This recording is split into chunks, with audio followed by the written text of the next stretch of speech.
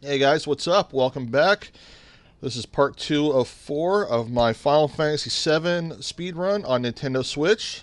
Of course, I got the cartridge version because I ordered it online, and there's something very magical about playing Final Fantasy VII on a cartridge on a Nintendo system. Of course, I'm also streaming on Twitch as I make this.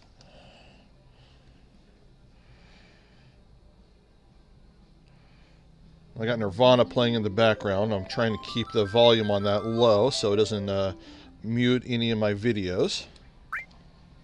So we're going to continue where we left off, right at the end of Midgar. And we are going to play up until the end of what is normally Disc 1. It's not really the disc, but the save point and everything is in the same spot.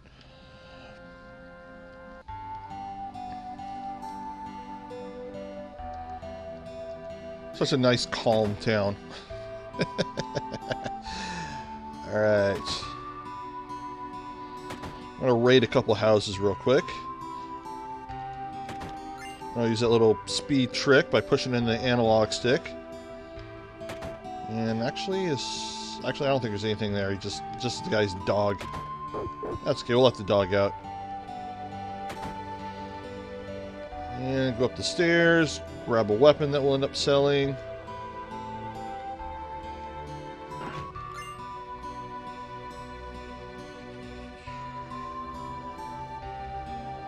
And I think this guy, or this lady, also has an ether.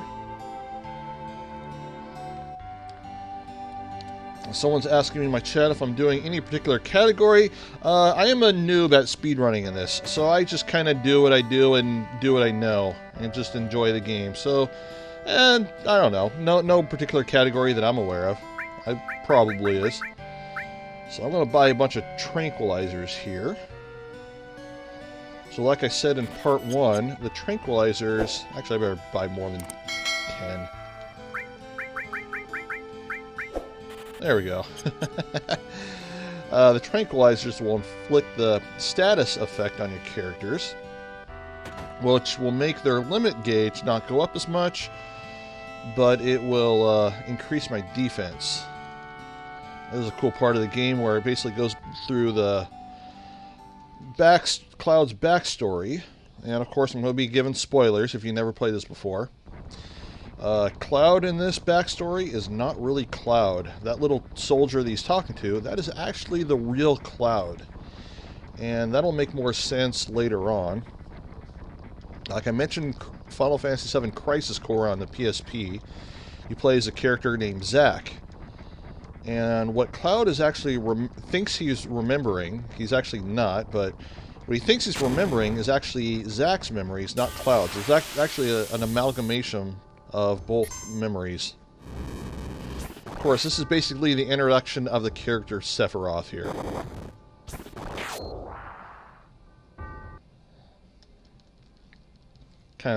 I really like how the game gradually explains who this character is, teases him with a couple lines, and then he kind of sets him up as the main antagonist. So that's kind of cool.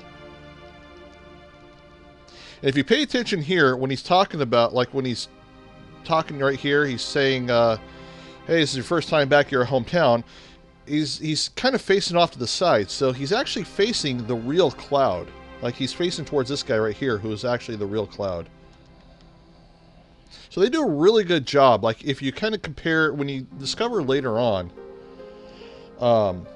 who Cloud really is, and you kind of piece together who he was, they actually lined it up really well.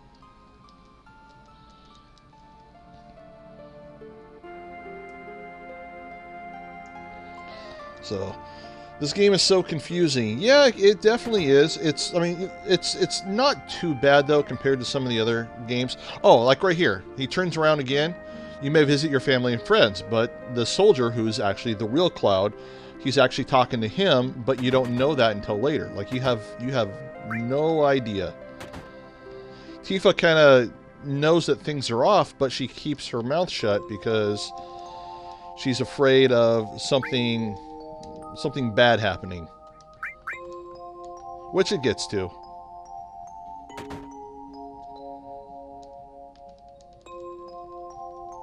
And we're just going to kind of skip through this as best we can. But I think a lot of the stuff that might be confusing, I think a lot of that has to do with like translation errors and language barriers going from Japanese to American English and things like that. That definitely doesn't help. But compared to some games, I didn't think it was too bad. I didn't think a lot of confusing stuff was too bad. It definitely held our attention. Like I remember my friend Rod, he was playing this game. Like I picked up the game first, and he ended up getting a copy later. But he actually made it farther sooner than any of us did in my circle of friends. So he was giving us some spoilers later, which was actually got us pretty exciting. And another friend of mine thought he was BSing us. But I remember he was the first one of us to beat the game, and we were over at his house watching him. And we were pretty blown away with the ending and the One-Winged Angel theme music and the Omni Slash at the end, which we didn't. It was our first time watching that, and it was pretty cool. I mean, this game definitely knocked us on our butt in terms of expectations, and just blew us away back then.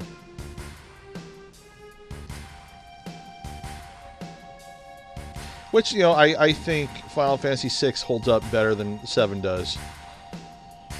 But that's because I think 6 is the best. And I'm also such a Super Nintendo fanboy.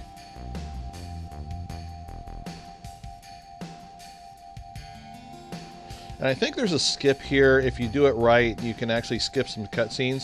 And you have like an invisible Sephiroth or an invisible Cloud or something like that. But it's kind of risky to do. And I have no idea how to do it.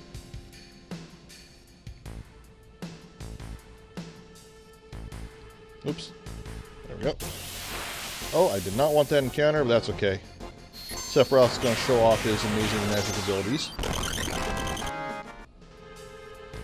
Of course, triggers a little cutscene, and there's the real Cloud going to prevent Tifa from going in. Of course, he's keeping his promise of protecting her. PlayStation disc only. You know, I actually... So when my Twitch chat is saying that, I just uploaded a video of that on my YouTube channel where I played through the PlayStation version. It was just a long play, no commentary, but I actually played through it a couple weekends ago. And it's the same disc that I had that I bought back in the late 90s. Of course, I was waiting, on release day, I was waiting outside of KB Toys. It was right after I graduated high school. And KB Toys was at the mall in my hometown. Waited all day. Went back to KB Toys. No, we don't have it yet. Went back over to the arcade, played some video games. Went back over there a half hour later. No, we don't have it yet. Went back over to the arcade. Went back over to KB Toys. No, we don't have it yet. Went over to Walden Books, read some gaming magazines, and basically, it finally showed up around 2 o'clock. I was the first one to buy it, like right when they were opening up the package and everything. And I had just enough time to go home, pop it in, and play it for 15 minutes before going to work.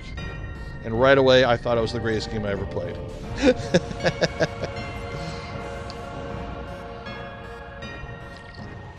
By the way, this video has been brought to you by Kirkland Sparkling Water. The most amazing sparkling water ever. I'm lying, it's not really sponsored, but sparkling water at Costco, like little flavored sparkling water, this stuff is awesome. I'm trying to drink less soda, which of course I'm on vacation. I'm not doing a very good job of it. But so I'm trying to drink just more sparkling water for that carbonation. It's really good. So that, and I love Costco. I buy stuff from Costco all the time.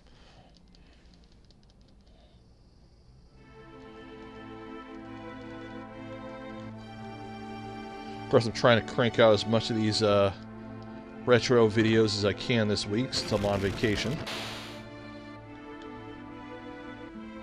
Here's the Shinra Mansion.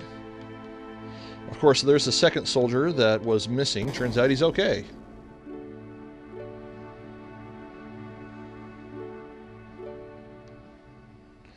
Quite possibly the greatest game ever made. That it was. I remember reading that and popping in and playing it, and we believed it. We definitely believed it. And I still got my original disc. It's on that shelf behind me back there.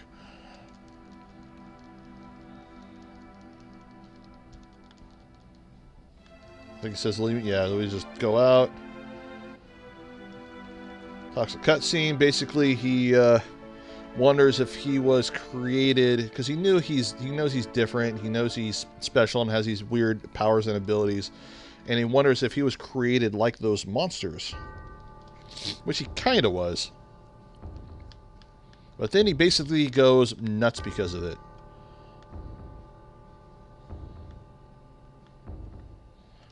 He's like, Sephiroth seems different.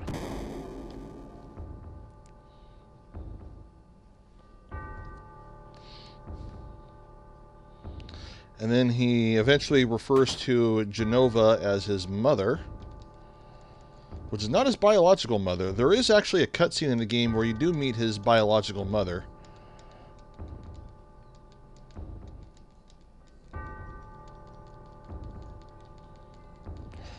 Oh, I am filming this a couple days after Mother's Day, so happy Mother's Day to all the mothers out there.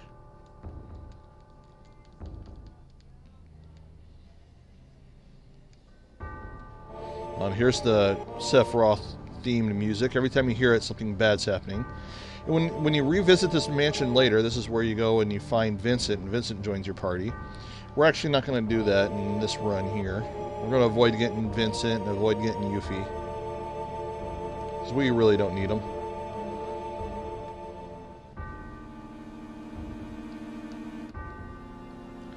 Of course, anyone that works for Shinra or involved in Shinra just loves setting houses on fire. There's Zangan, or Zangan, however you pronounce his name.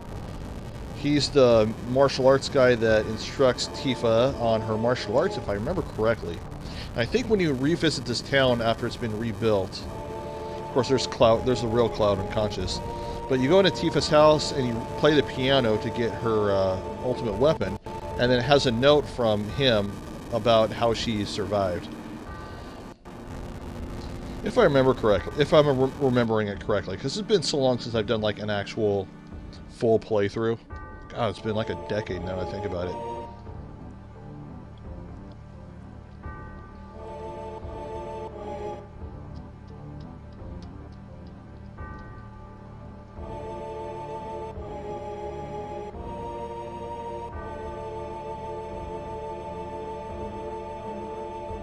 Of course, I loved how this game, how they incorporated like the full motion videos in this game, and a lot of them like cut like to the gameplay and stuff like that. I mean, they did such an amazing job with that.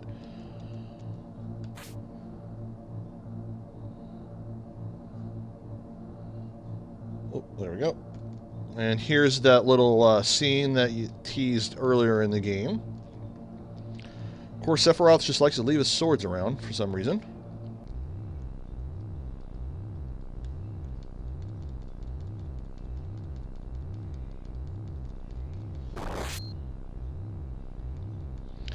Tifa gets messed up. You think she'd be cut in half. Now this part that Cloud's remembering telling the story, this part actually happened. He's actually remembering this part correctly. It's not Zack that's rescuing Tifa. He goes, you kept your promise. But Tifa doesn't really remember that very well. Now, of course, you find that later when you go to reconstruct his memories.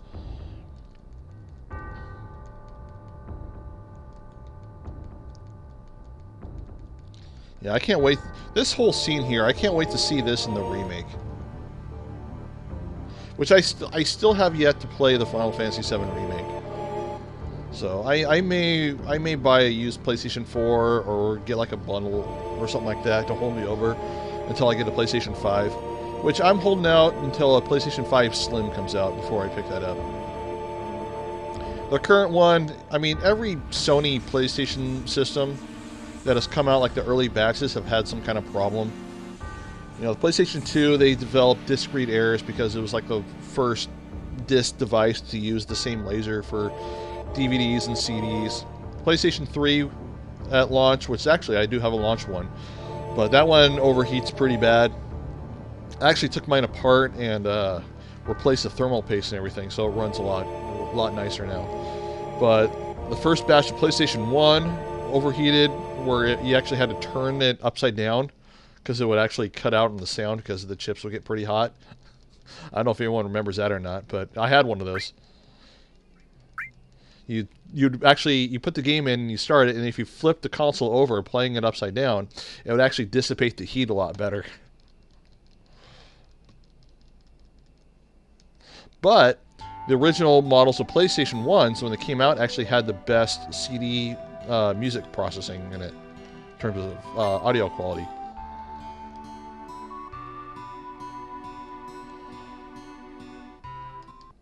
Alright, so we're not going to use Goku anymore. And if you're wondering why I named her Goku, it's because it's pretty obvious with the dialogue that she wants to ride a cloud. So we're good on armor. So we're going to go ahead and switch to Stevie Ray. One half of the former tag team champions, Harlem Heat.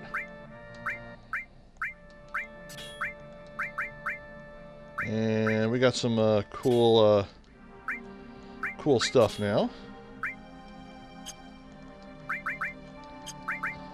Go ahead and arrange.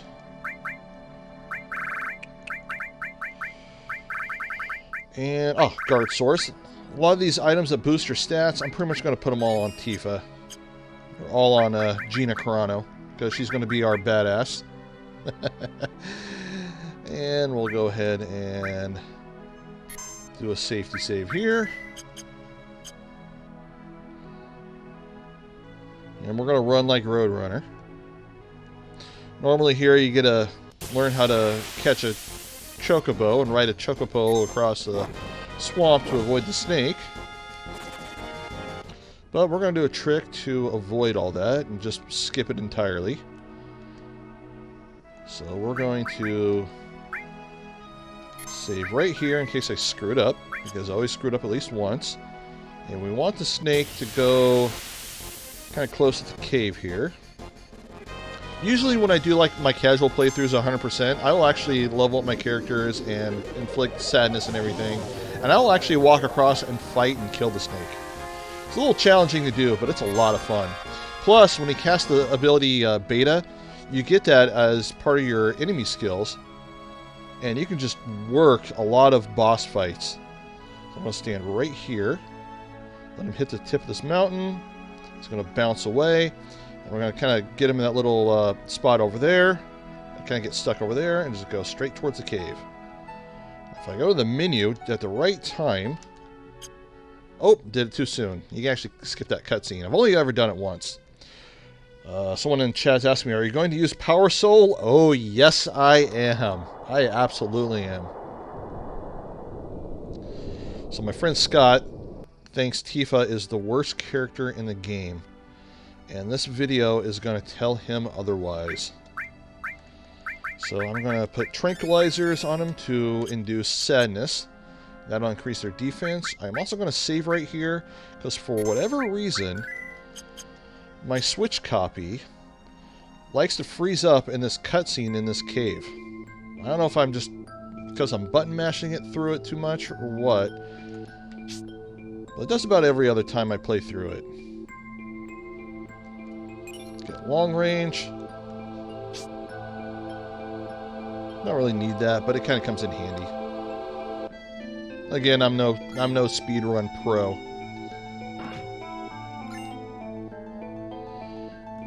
There we go. Grab a lot of the stuff mainly to sell and get money. We're just going to kind of run from these battles here.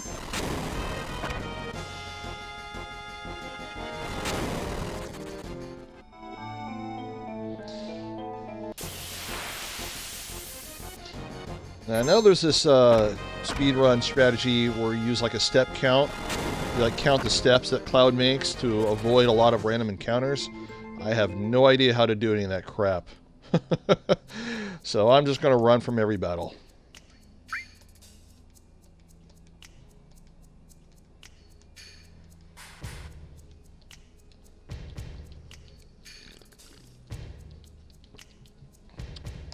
So right here when saying goes to walk away is usually when my copy freezes up. And I just got to restart it and then it's fine. So I'm not going to mash through it as much as I used to.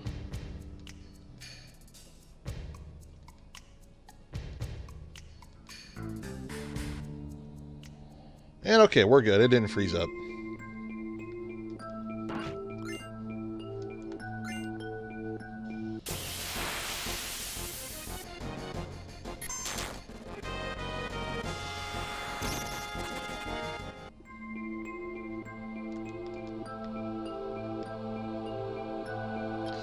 And there we are. Now we're going to avoid Fort Condor because it's really not that important. And we're going to head... I am facing the wrong direction, I think. Let's see. I gotta face that direction. There we go. We're heading to the town of Junin. It's like a military town. It has a great big cannon on it.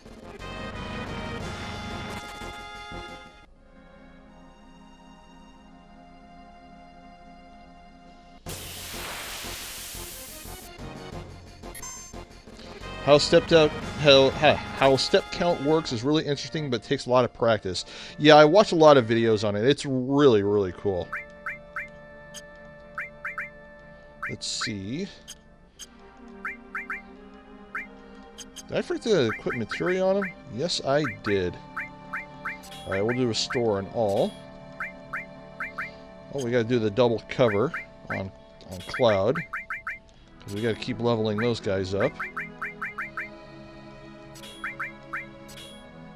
And we don't really need lightning anymore, I don't think. So we'll equip long range on them.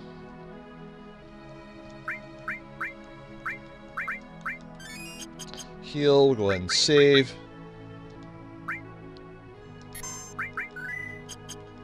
We got this little boss fight in here that wants to eat a dolphin.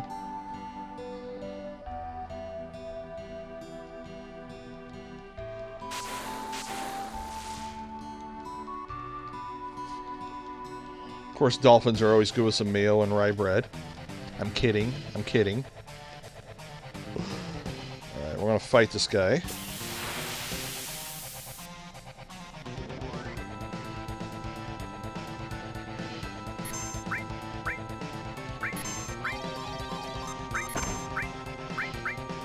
Hopefully we get cross slash here.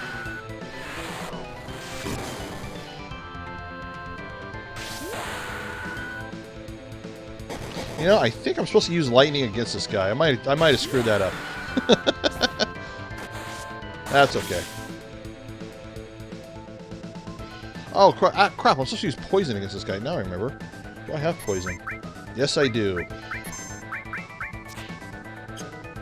Alright, we'll go ahead and use my grenades. Yes, got poison on the first try.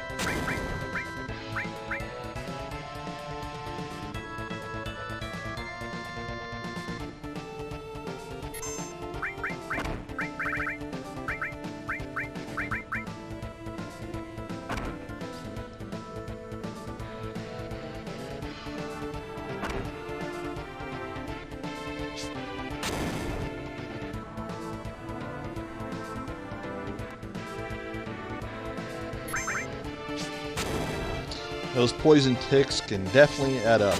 Definitely help. Of course, there's that stupid bubble ability.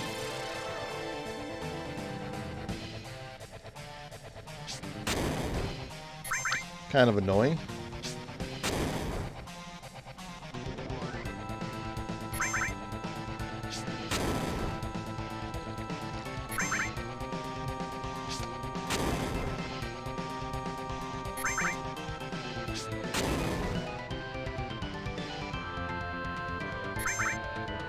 Is that the end of the battle? Nope. Still got more to go.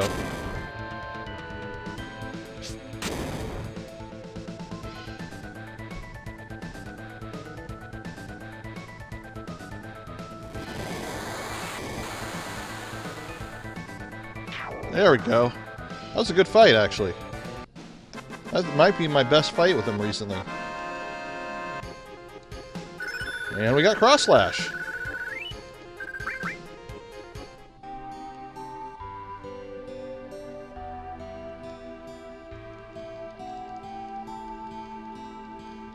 Oh, now we got to give this little girl mouth to mouth. Call it CPR. The CPR involves pressing on the chest to pump the heart. So it's actually rescue breathing, not CPR. So you actually got to give her 45 puffs, if I remember correctly. 3, 4, 5, 6, 7, 8. So we'll do 5 8s and a 5. Is it 41? I thought it was 45.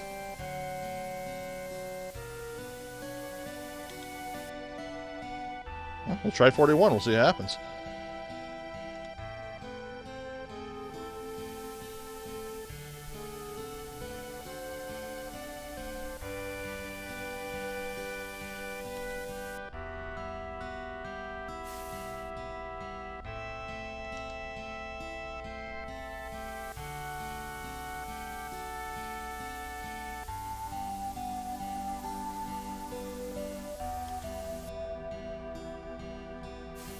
Okay, so if I do 9 pumps here, that should add up to 41.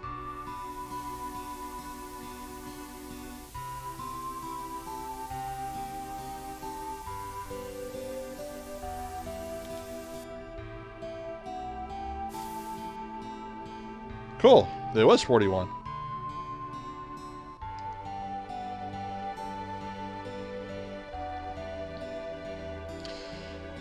Imagine her lungs would explode. Probably not the best for an adult to do full breaths on a child. Yeah, you know, he didn't even tilt the head back properly or anything.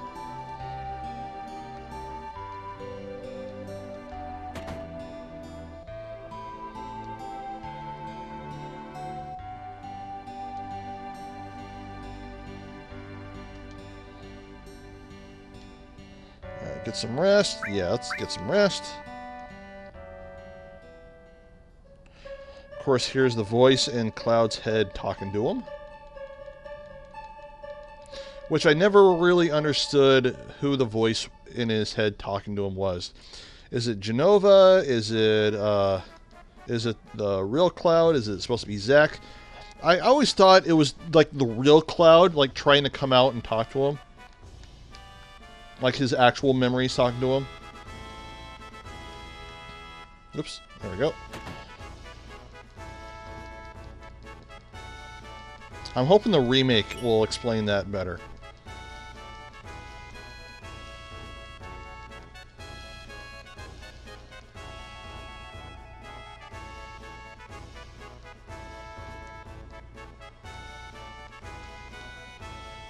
Okay, and then we will equip the power wrist to give him a little extra strength.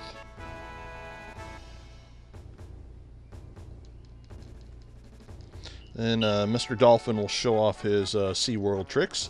I went to SeaWorld a couple years ago, actually. Oops, did I repeat it? Nope. Don't need explanation. Oh, do I want to jump? Yes, I want to jump. Okay, we'll just hit it a couple times, and on the second one, it'll put there automatically. Here's an introduction of the airship that Goku will want to ride on, but will not get a chance to.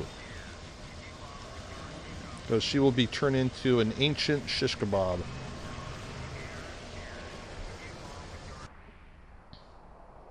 Kind of a cool airship. Actually, the one in Final Fantasy VIII is probably the coolest airship in Final Fantasy. Again, that's an awesome example of like full motion videos in a video game. You know, just like there's your game, and then it cuts to like full motion video, just to kind of add like a special effect to it. I mean, when this game came out, you didn't see that at all with full motion videos in a video game. The only thing full motion video was to do back then was just to kind of like set up a story, and that's about it.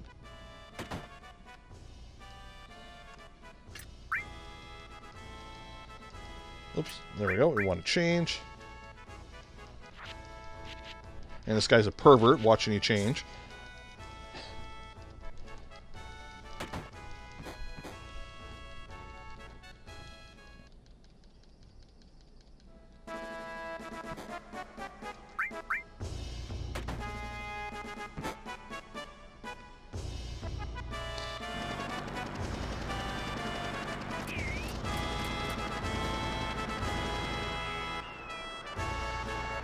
Of course, we're going to insert ourselves in the parade, which I am going to save because I always screw this up at least a couple times.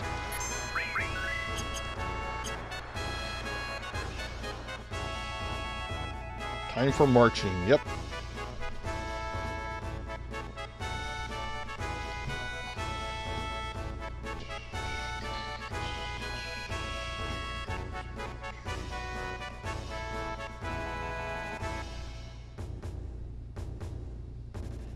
Of course, the name of the big cannon is called a Sister Ray, which they don't officially name it in the game until they actually move it to Midgar. But there's a part in the game before that where you walk on it when it's still here in Junin, and it's actually written the Sister Ray on it.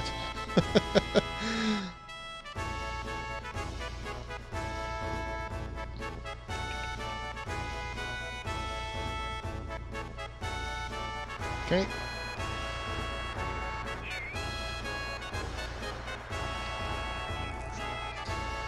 I'll probably go screw this up at least once. Actually, I think the last time I played through it on the Xbox, I managed to get it on the first try. Which I usually don't.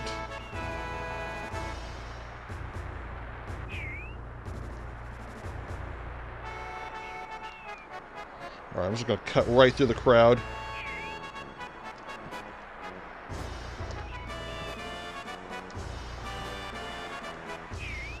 Not too bad.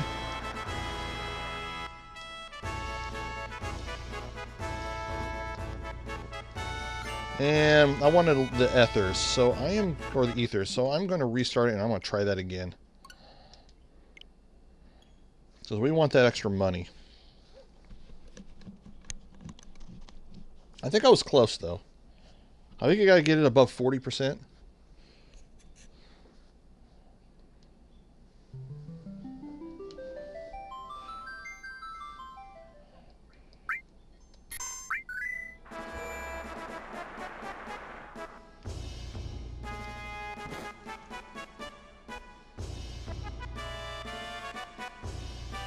I think if you get above 45%, he just gives you straight up money.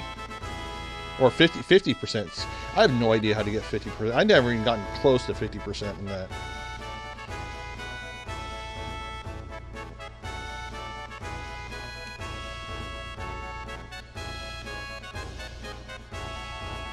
So anyone who's watching this live in chat, are you excited for the Final Fantasy VII Battle Royale game? I'm actually really curious to see it. I like Battle Royale games. I think they're really good. People complain about them a lot, that they're overplayed, but actually I don't think they're overplayed. I think they're pretty good.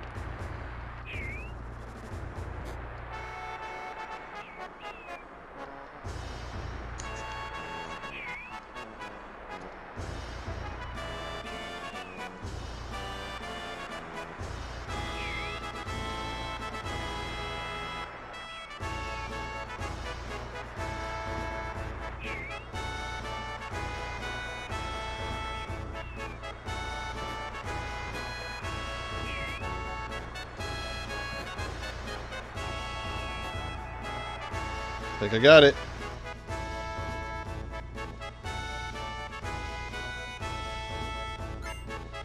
Cool. That worked.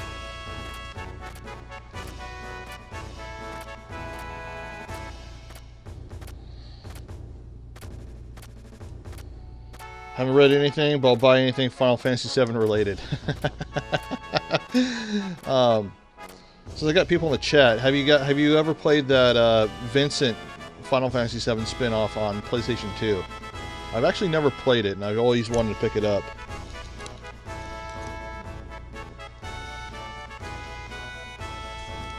I heard it was okay. Actually, we'll go ahead and speed through this.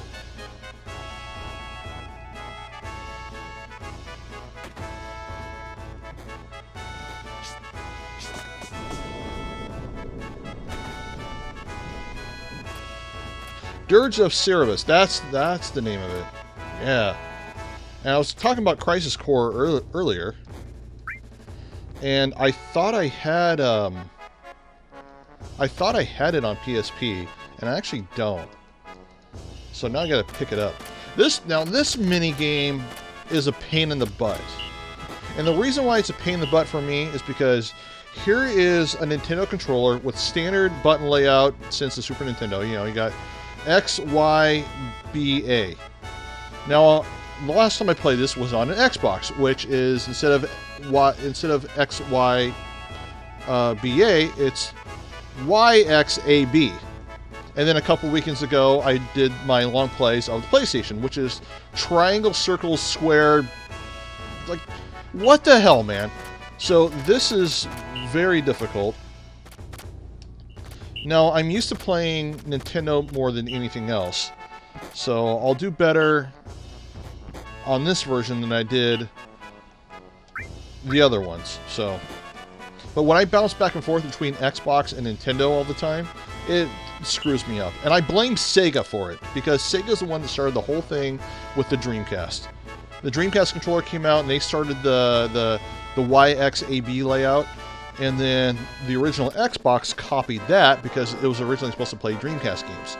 And then once they started releasing PC controllers and stuff, they copied that layout instead of the Super Nintendo layout, because Super Nintendo went with Nintendo 64 and GameCube and stuff like that, and didn't go back to this style of buttons until the Wii U came out.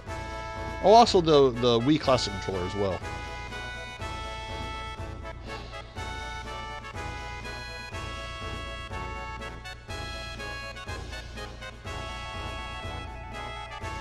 Learning all kinds of console history here. You know, that's what I do, man. I love talking about that stuff. That's kind of my main reason of why I do a lot of these videos and stuff. You know, I'm 42 years old, so I've been playing since the original Coleco. Of course, the original NES, Super NES, had a Genesis for a little bit.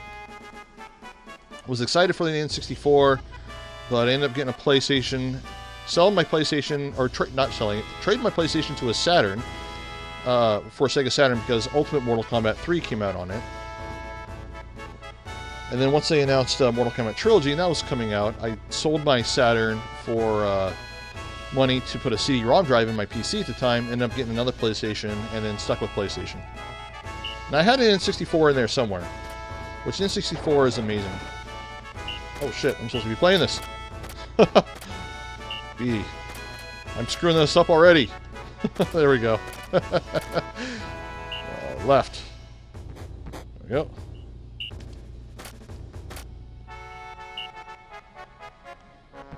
We gotta go over 100.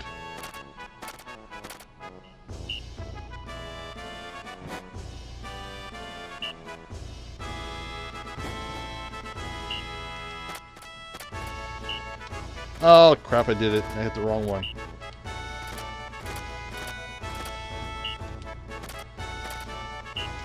That's okay, I'm really not doing too bad. I'm doing better than I did in my PlayStation video.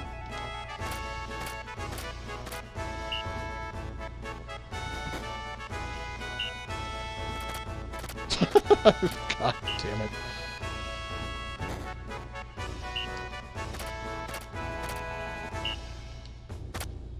I think I'm good. God damn it. There we go.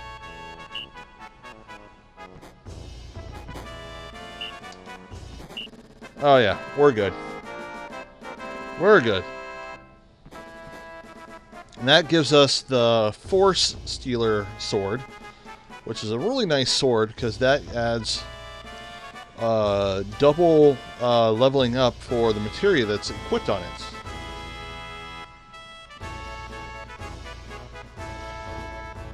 But yeah, I was talking about Nintendo 64 and PlayStation. I was talking about it in the very beginning of this run, because of course I'm playing Nintendo Switch, and I'm playing the cartridge version that I bought online, which there's just something really awesome about playing Final Fantasy VII on a cartridge on Nintendo. Because, of course, Final Fantasy VII was the reason why Squaresoft, now Square Enix, left Nintendo and went with Sony. Or one of the main reasons. Nintendo was very strict with third-party rules at the time. They lightened up when they had to compete with Sega, and they lightened up even more when they had to compete with Sony and so on.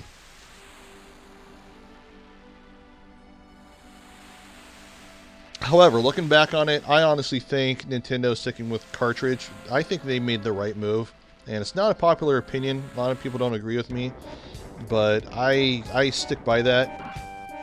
Because Nintendo was more about quality than anything back then. And I don't think if they went with a CD drive, which it would have had to go with Philips, because they had a partnership with, or they were trying to do a partnership with Philips. But I think it would have had reliability concerns in the long run, because Nintendo is actually pretty well known for reliability. I mean, God, my Super Nintendo and NES still plays perfectly fine.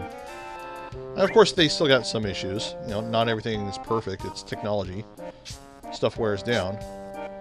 But also, the reason why Sony PlayStation was $300 where Sega Saturn was $400 is because Sony owned half the rights to CD technology.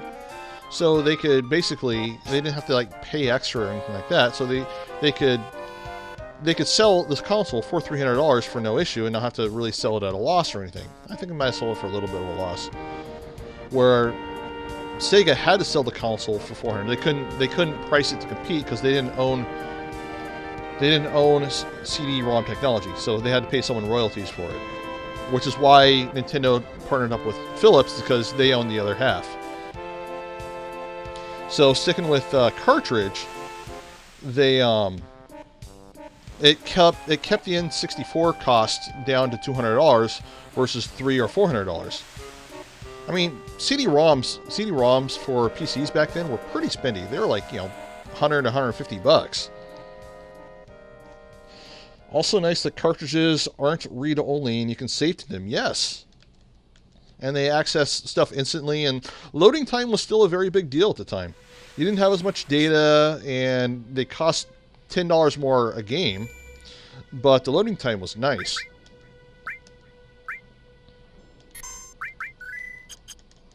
I think Mortal Kombat Trilogy, because I'm a huge Mortal Kombat fan, I think Mortal Kombat Trilogy is better on PlayStation than it is on Nintendo 64 because it has all the content. But when I go back and play it now, I like to play the N64 version better. I think the N64 version is just more fun to play, to go back and play because there's no loading time. And it's a great version of the game, too. Alright, so we're going to add Stevie Ray and Gina Carano.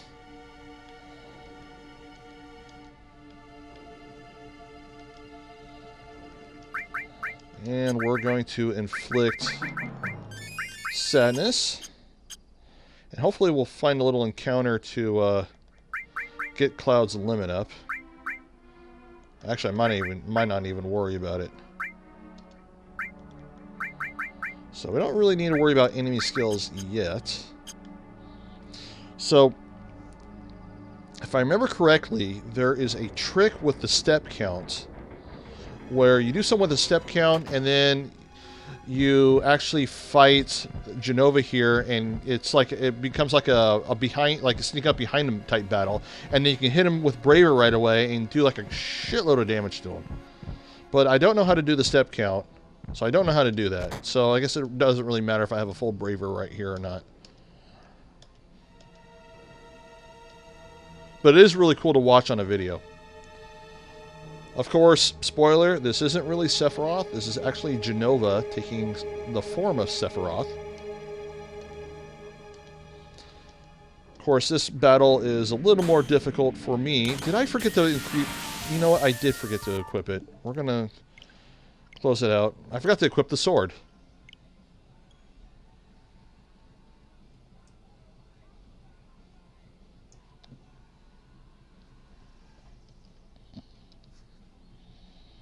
So we're going to do that again.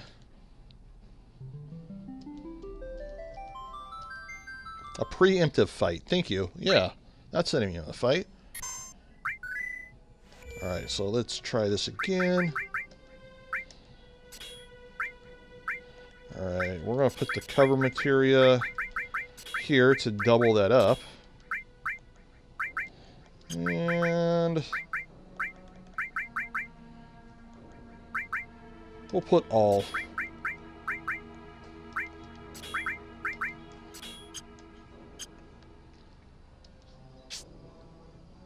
Because we're going to sell the alls for money.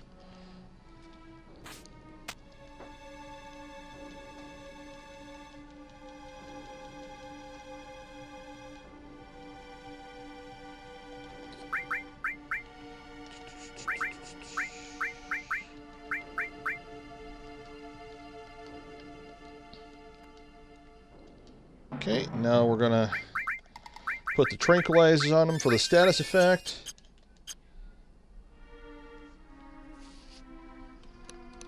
Oh, come on. There we go. Let's speed up the walking.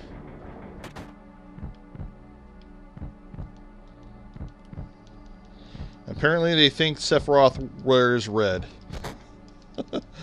Nope, not Sephiroth, just a soldier.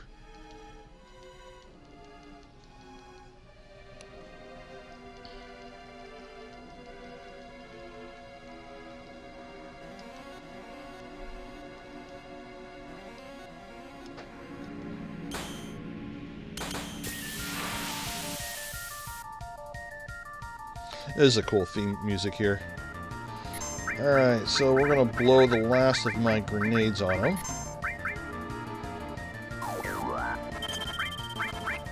Oh, she is stopped. Actually, Cloud could just attack because he's got long range and everything.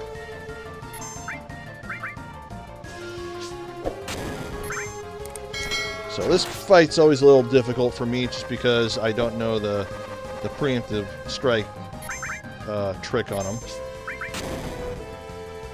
So it usually takes a little longer for me, but that's okay.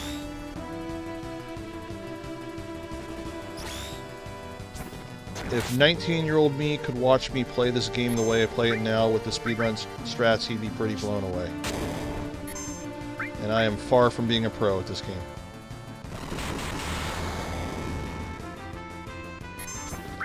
There's Cure if I need it.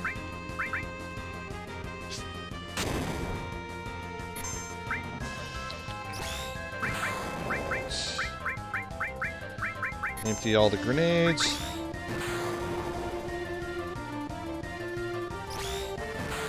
Some of the Turks can also be preemptive, but they're not in the normal speedrun. That's kind of cool. I didn't know that.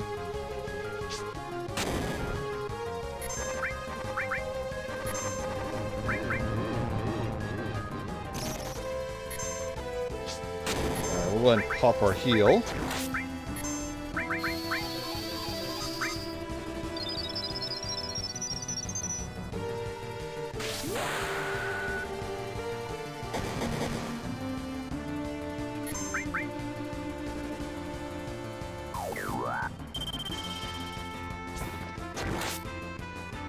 See, am I out of grenades? I'm out of grenades. I think I can cast ice on them. Yeah. Does a decent amount of damage. Not a lot, but, you know, decent amount. Go ahead and speed it up and just kind of spam here. Of course, I'll have to watch my health amount.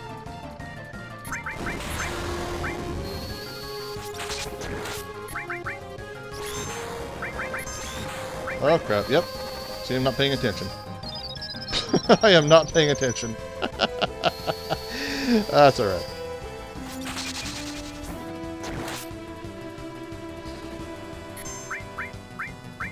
There we go. That worked. We'll keep normal speed so I don't screw it up.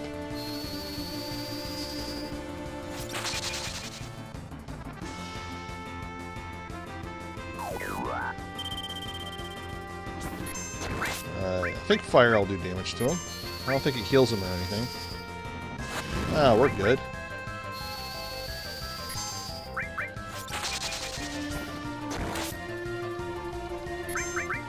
Alright, we'll try speeding up again. For whatever reason, the speeding it up doesn't work, doesn't let you hold A. Like, normally you just hold A and just keep doing the auto-select the attacks. But that doesn't work when it's sped up.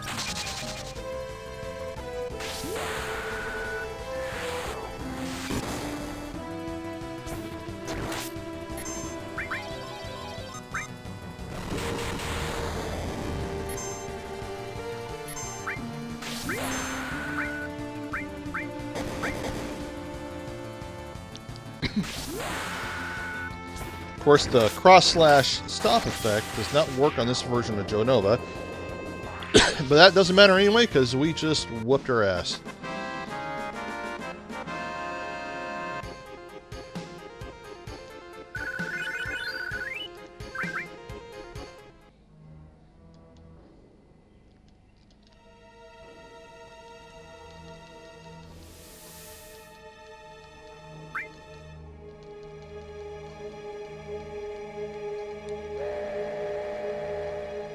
Okay, grab the effort materia, which we really don't even do anything with them. Grab the wind slash, which is for Yuffie, but we're not going to get Yuffie. We're only grabbing it for money.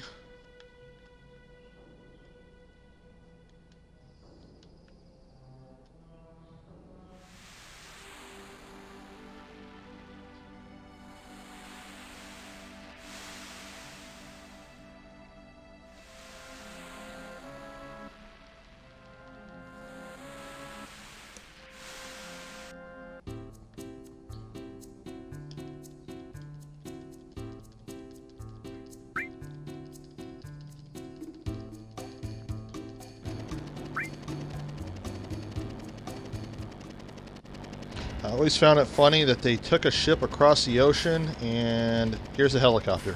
It's like, why didn't they just take the helicopter across the ocean? Do you ever notice the red guy on the helipad? Yeah. Kind of gets blown away.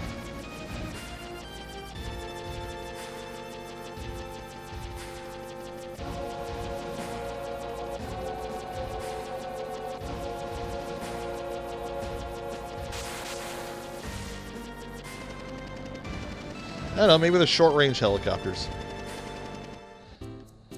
Now, not my last playthrough, but the one before, I actually forgot to go in this building. Oops. Forgot to go in this building and grab the fire ring.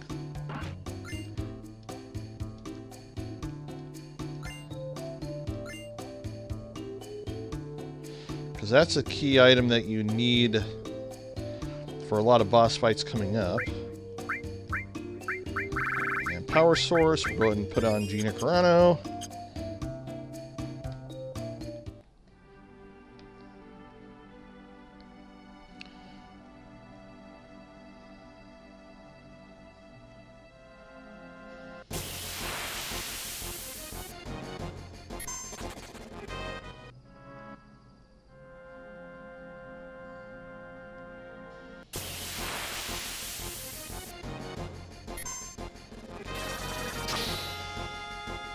Some weird looking enemies here. Alrighty, let's put a cure on my guys in case we need it. And we will save.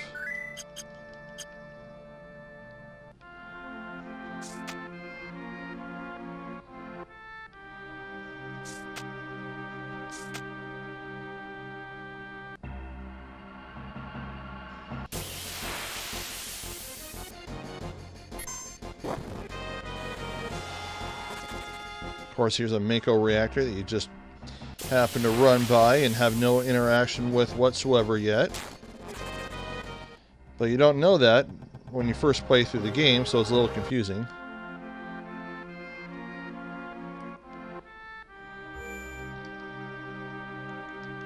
Might as well save it here in case I mess up this arm flapping thing.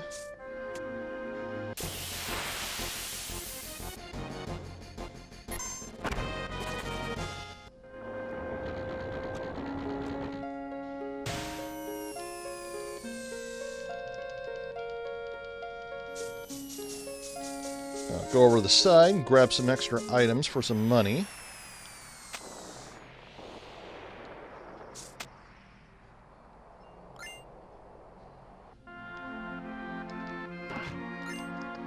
Now here's a handy weapon, because it also grabs double, or also implies double and everything.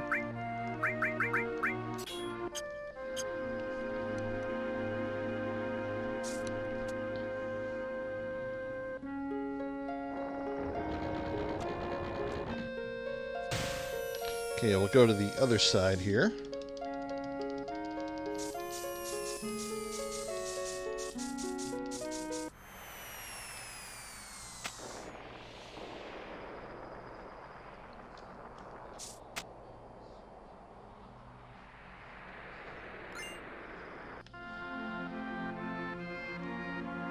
Oh, go up. There we go. Oh, I tried to jump. Didn't let me jump. That's okay.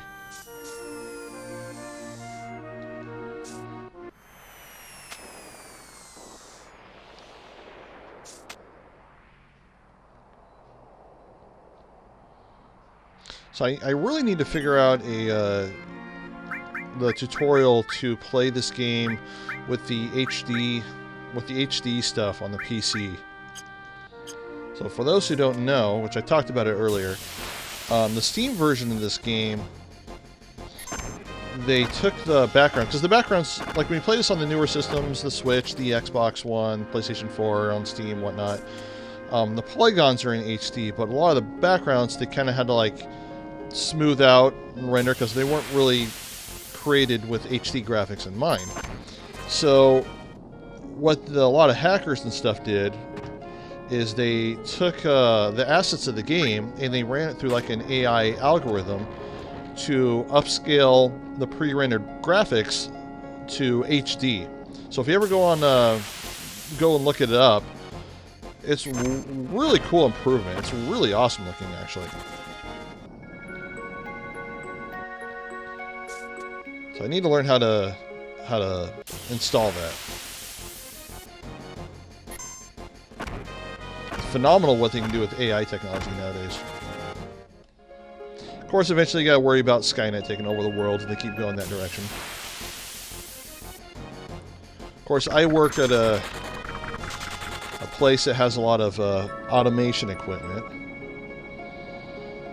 And automation equipment is actually very dumb at times. So I'm not too concerned with Skynet taking over the world anytime soon. If Skynet does, all you gotta do is bunker down and wait till daylight savings time, and all the Terminators will just randomly run into walls and crap.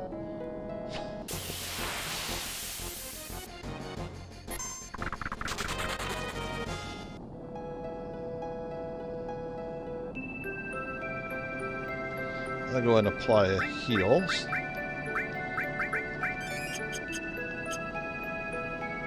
I, for one, welcome our robot overlords.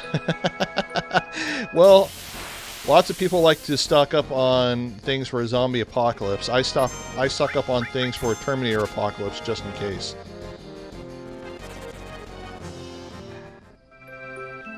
I'm also from a county that loves to go shooting, full of rednecks and things like that. So if I can steal this item from the bomb, that'll help out with this next boss fight.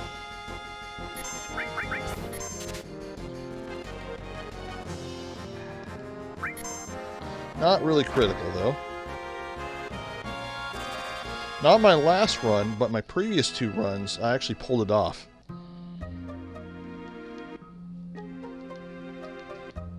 Of course, half the people in this town have a Donald Trump tan, because they're nice and orange. And they also eat their spinach because they have Popeye the Sailor arms. Alrighty. We need to talk to...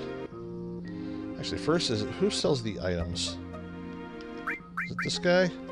Just regular items.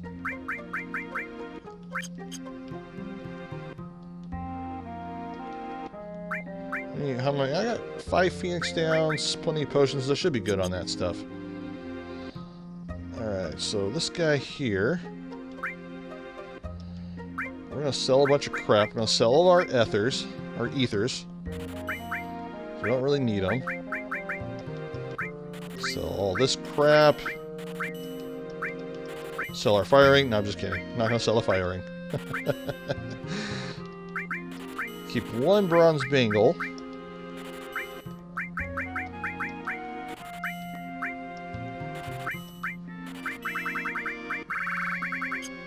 Okay, and now we're going to buy, I don't know, about 40. 40 is a good number. Probably overkill, but that's okay.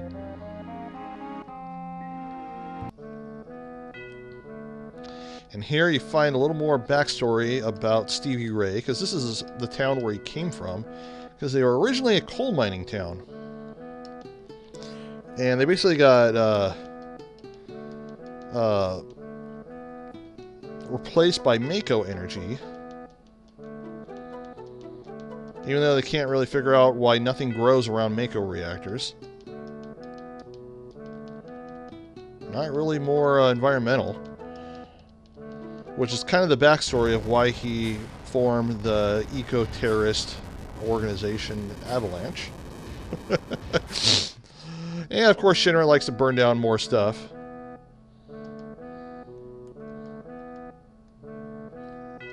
They're only terrorists because they blew up 2 reactors.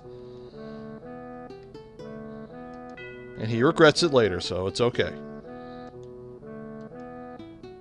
And we're going to tell him we're not going on the gold saucer, so we can move around. And then we just run right on. Selling fire ring by accident is brutal. Yes, it is. So, my first play through the game, I never noticed this. But if you notice, you know, the propellers are facing forward to go up. In the cutscene, they're facing backwards. And then once it goes to the next one, they're facing forward again. I didn't notice that the first time I played through. Someone actually had to point it out, and I'm like, wait, what?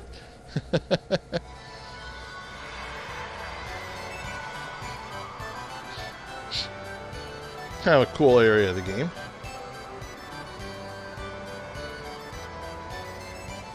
Really? You've never noticed that about the propellers before?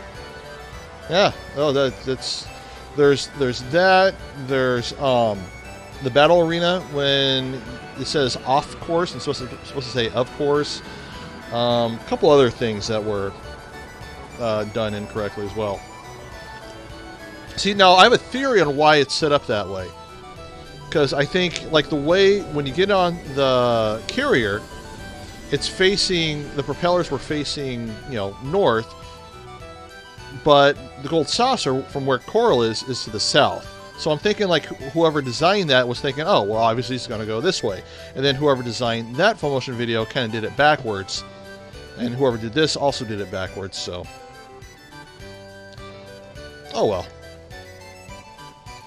And we're going to do a one-time purchase pass. Of course, later in the game, this is where all those mini-games can be replayed. Of course, they're like, oh, cool, let's go play a bunch of games.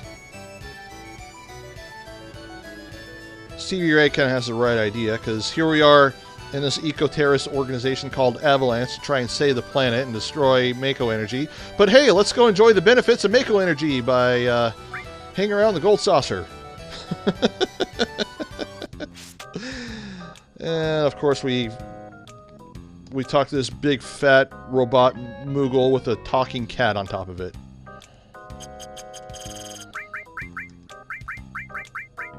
Almost looks like a Boo ghost from Mario Brothers.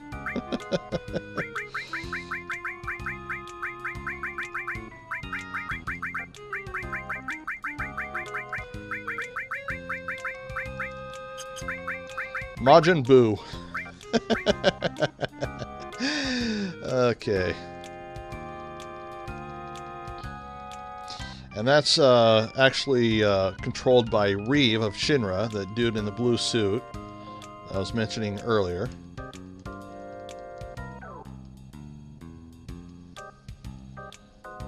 He's like, I'm going to join your party. Just randomly have a robot Moogle cat join the party. Alright, so because I kept that bangle, Place that. Take those off.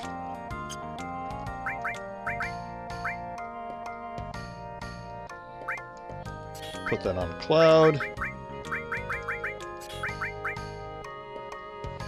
And this is where we're going to see enemy skills coming into play a little bit more. And now we're going to go to the battle arena. And we're going to see a bunch of dead people. One dead Shinra soldier. That's one less we have to worry about in the game. But for some reason they're concerned about it.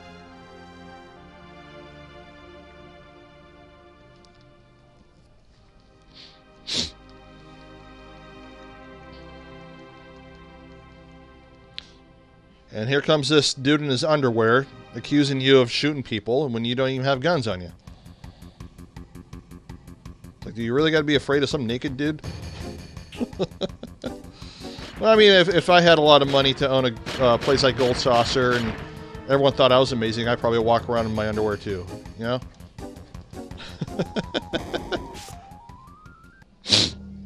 Or maybe he was swimming. Who knows? So now we're in a prison that's underneath the saucer. Because, you know, what do you do when you have Disneyland? You know, you have a prison underneath it, right?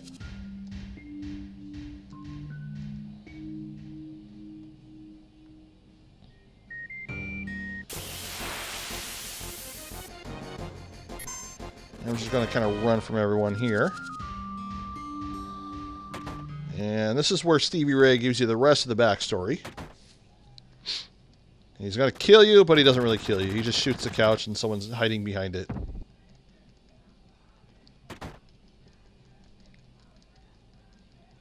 And here he talks about his friend, who is actually the biological father of Marlene, his daughter, that he leaves tending the bar earlier in the game.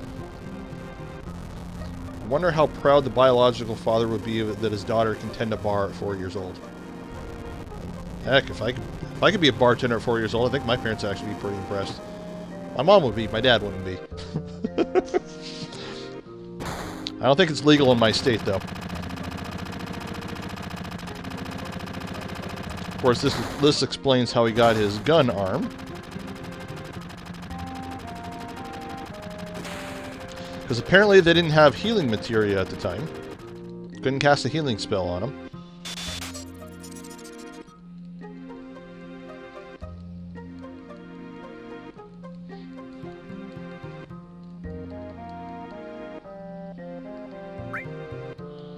Alright, so now we're going to start equipping things like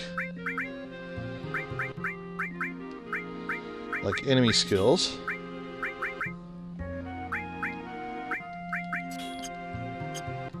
This is where enemy skills are going to kind of come into play a little bit more. And the enemy skills, which is basically blue magic, you know, they call it blue magic in some Final Fantasies, lore in Final Fantasy VI. But they're super, super overpowered in this game. And we will use this stuff until pretty much the end of the game. Ugh, I hate it when that happens.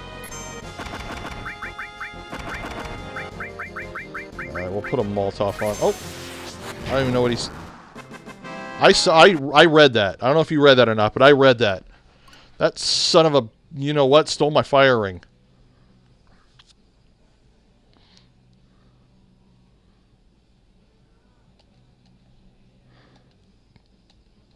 Can't believe he stole my fire ring.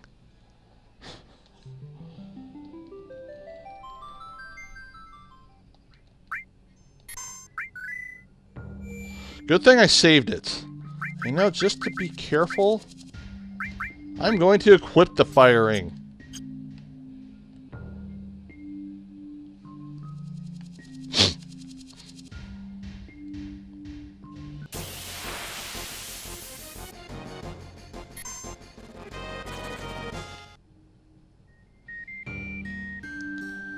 Alright, cut over to the side.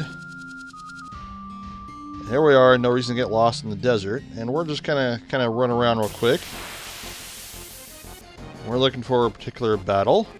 I don't think those guys are it. Got a cool enemy skill there, though.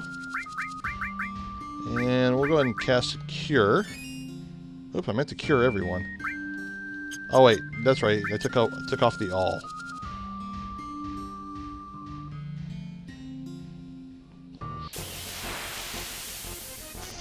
Here we go. We want to fight these guys.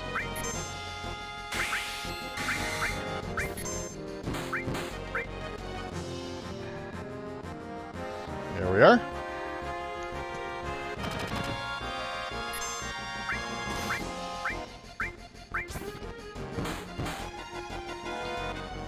Alright, we're gonna laser this guy here. Basically what we want is the laser ability, because it's a very good, cheap gravity damage ability. That comes in very handy, pretty much 2/3 of the way through the game. I've never played a game where I've gotten all the enemy skills. I've gotten pretty close, though. My friend Scott has, I think.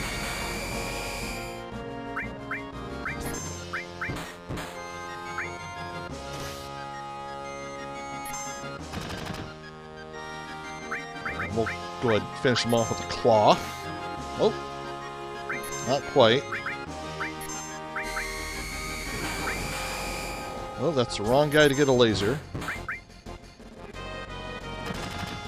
Okay, so we'll laser Gina Carano.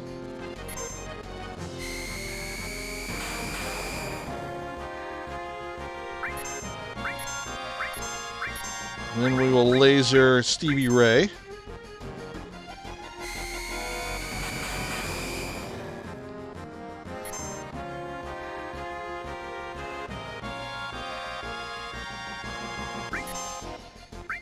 Then we will laser himself.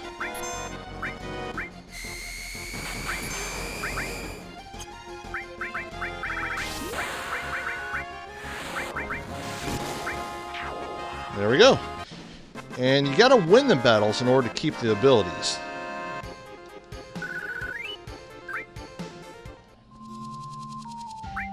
Alright, so magic. We will heal Stevie Ray.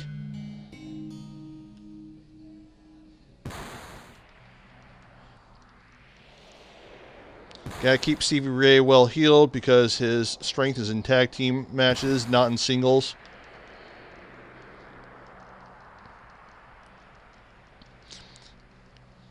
This is where you find out that Marlene's biological father is actually alive. He's the one that killed all the people in the Gold Saucer. Even though it really doesn't make that much sense for him to go up the Gold Saucer, then come back down and hang around here. But, whatever.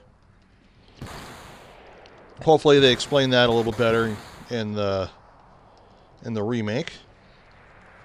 It's like, oh, hey, your daughter's alive. All right, cool. You and I have to fight now. Now that item you get from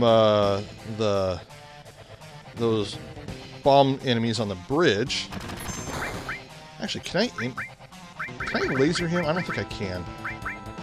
That's okay. We're just gonna Molotov. But it's called the right arm. It's like a fiery thing, and you basically kill him in one hit.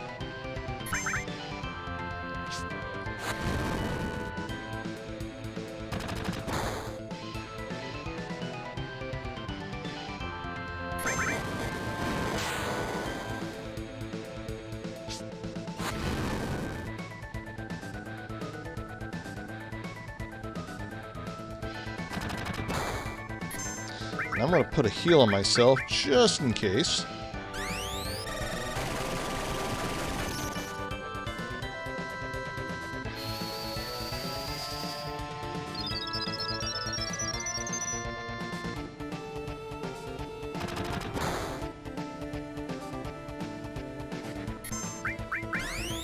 Molotov cocktail, right back at you.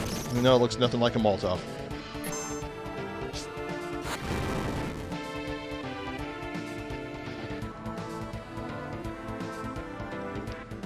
So I'm curious in the next remake if that dude's going to be like a party member or something like that. If he's going to join your party, because I think they're adjusting the story and kind of taking liberties with the story a little bit, which is fine.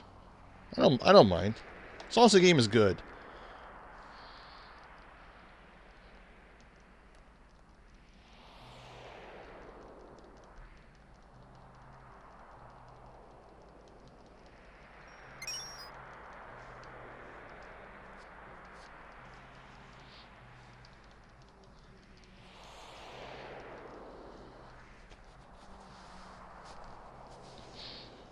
see. 2 o'clock in the afternoon. So I gotta get to the saving point. Bye, Dine. Have a nice trip. You know, he fell down a cliff and lived once. I'm sure he could live again, right?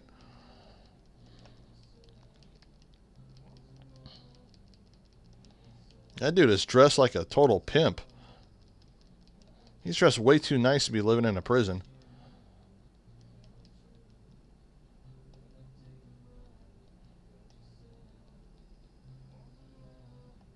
So this is the introduction to Chocobo Racing.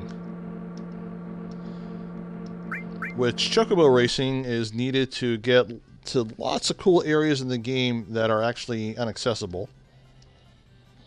My first playthrough, when I played through the game and beat it, I didn't do any of the Chocobo Racing, so I never got the Knights of the Round materia or anything like that. But I did get Omni Slash. But eventually, on my second or third playthrough, I learned how to do it and figured it out. It was pretty cool. Knights Around materia is pretty cool, but I don't know. One of my friends used to play this all the time. Like, he talked about it like it was the coolest thing in the game ever. I was like, yeah, it's okay. All right, so we're gonna manually race. Kind of try and hug the corner here. I don't know if it matters or not. And we're going to waste our sprint kind of towards the end.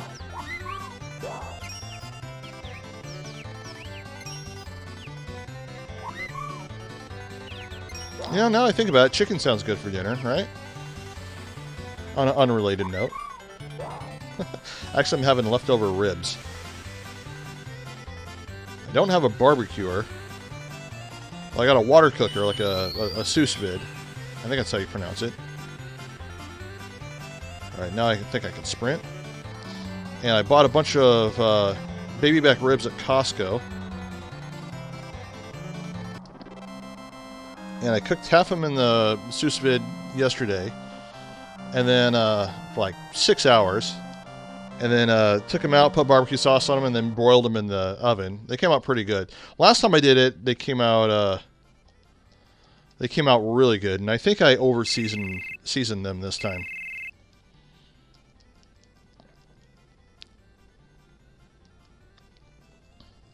But they still came out pretty good. It's like my wife's favorite food.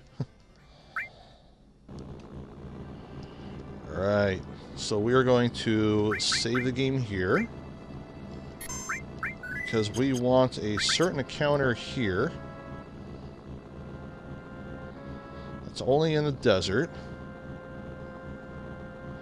A fast chocobo glitch.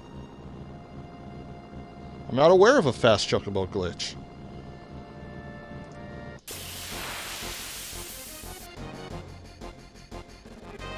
Alright, this is not who we want. We're just going to run away. Which is probably good that I didn't encounter what I wanted, because I forgot to heal myself anyways.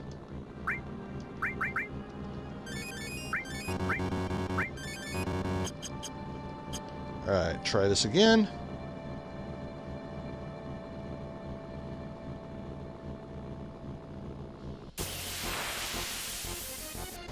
Alright, run away.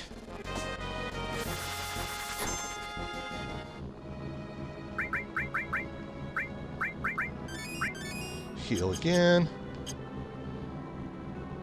Come on, let's get that encounter. Here's the encounter we want.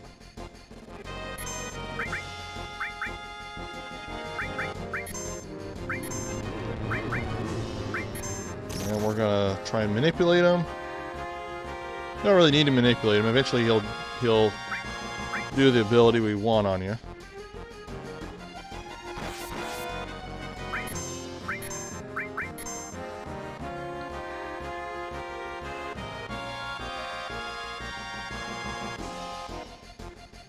There we go, that's what we want.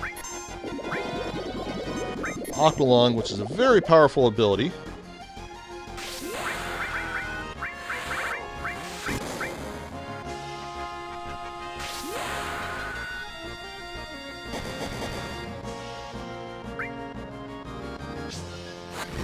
just going to cast it right back at him.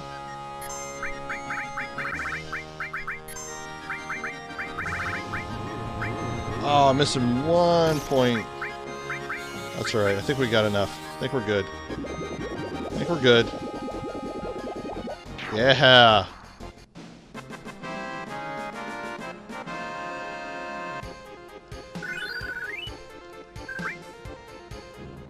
Alright, so now we're going to cure. Oh, no, I don't want to quit. I want to save.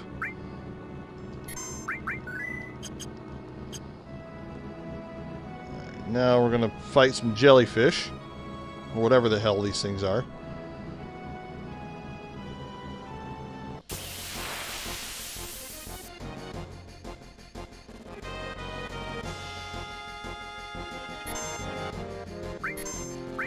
And we're going to manipulate.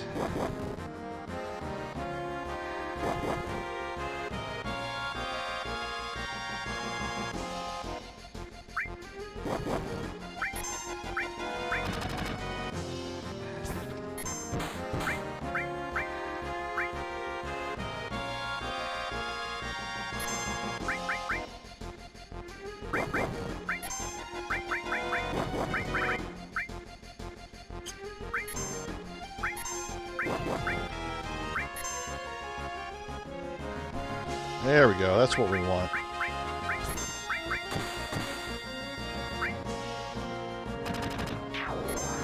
Now we're going to cast Big Guard.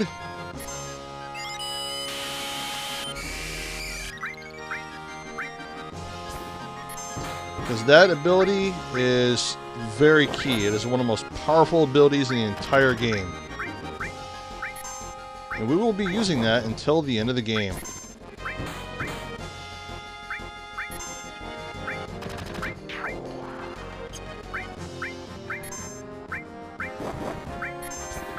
Of course, if I had some more magic, I would just cast Aqualung and kill all three of them.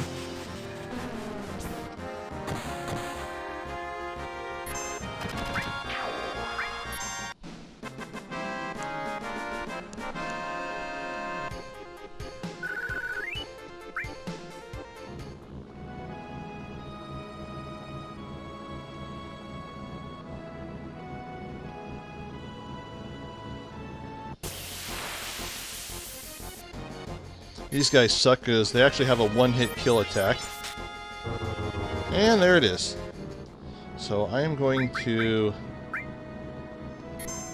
save.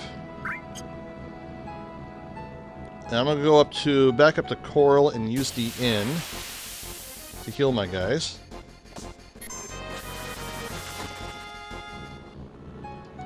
Let's keep Cloud alive just in case.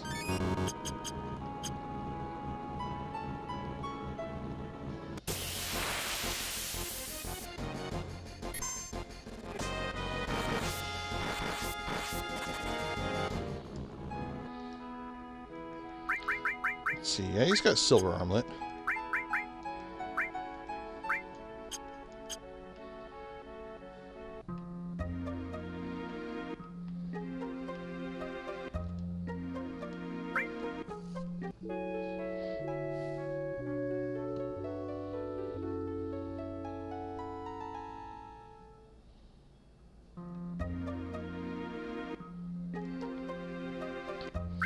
Alright. Put on some tranquilizers.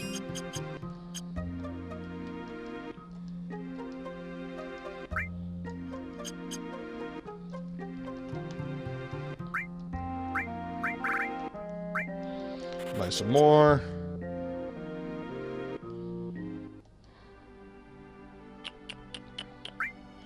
And might as well put silver armlet on her. Put the 4 slots on him.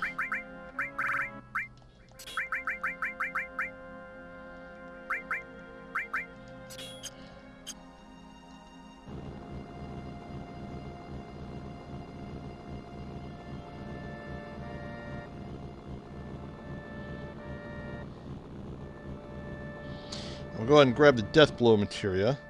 No, I think the proper route is to grab the death blow afterwards. But I'm going to grab it now.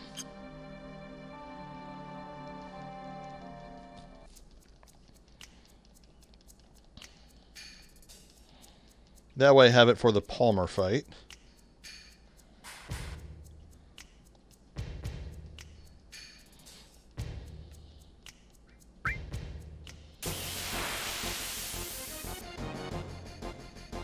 And a couple aqua lungs will fix these guys right up.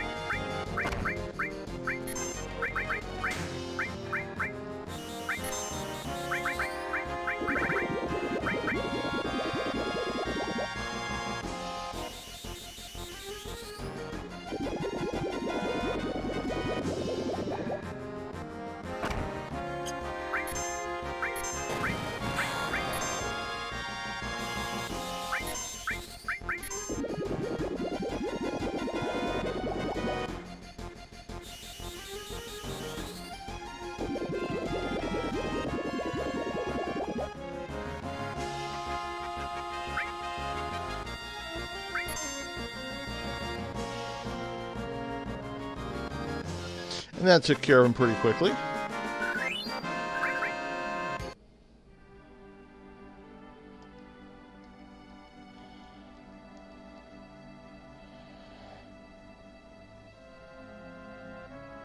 Now we can grab this now.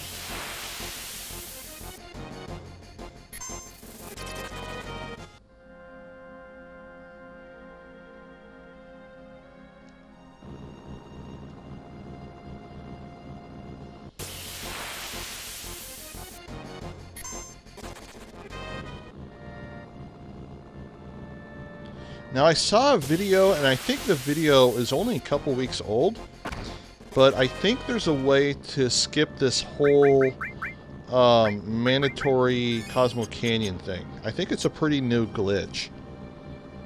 Like you have to drive in a certain way, and then you drive in a certain way, position yourself in a certain spot, and you get in and out of the hovercraft a certain way, and then you bypass this whole thing where the hovercraft breaks down.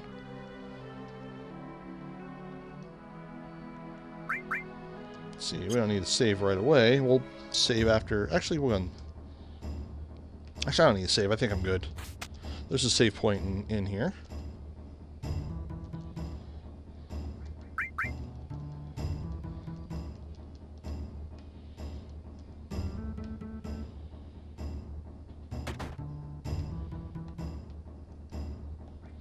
Okay, I'm going to unequip the 4 slots and all those because they will be needed. And we're going to stay at the end to refresh our party.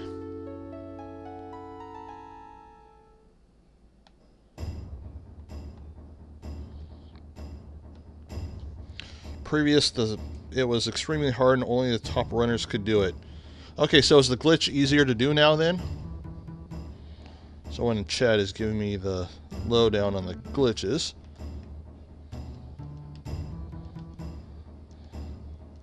If you're wondering why I named Red 13 Kermit, it was the name of my first dog when I was a kid.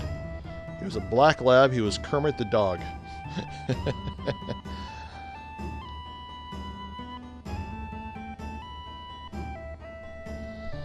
Alright, so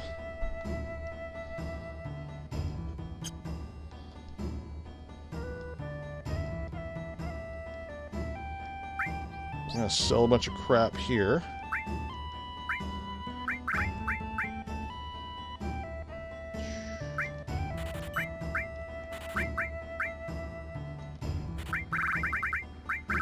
Let's see, do I have more ethers? I don't. See, how much money do I got? Need a little bit more. Don't want to sell the power wrist. We'll come back to that guy.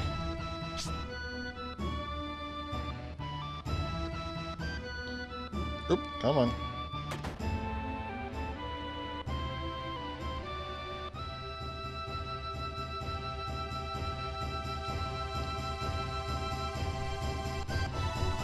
Here you see his grandfather with sunglasses and no legs.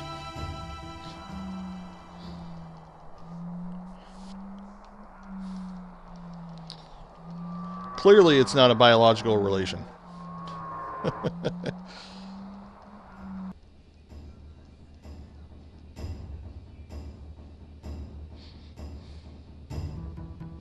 So now we gotta reform our party, even though we unformed it when we first came to the town.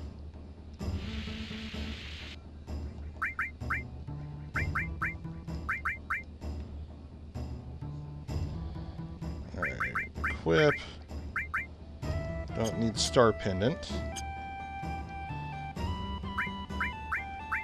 And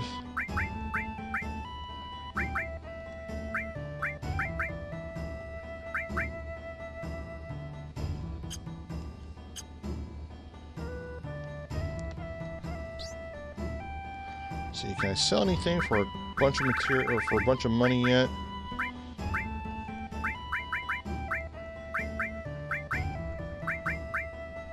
Yes, I can.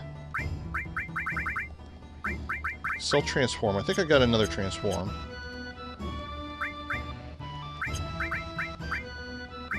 Yeah, there it is. Okay, cool.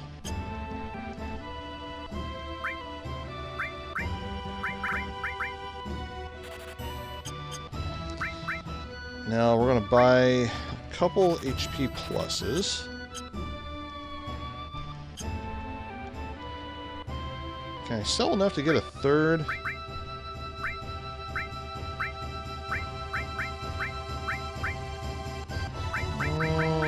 Not quite. We'll hold off on that.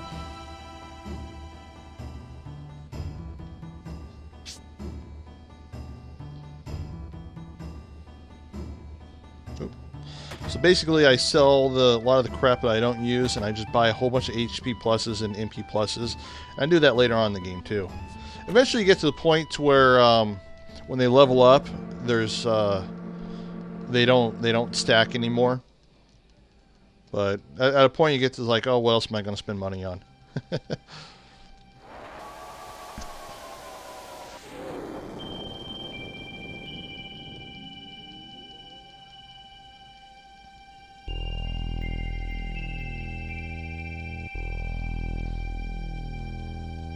Okay, that's a pretty cool emoji. Purple materia emoji. That's awesome.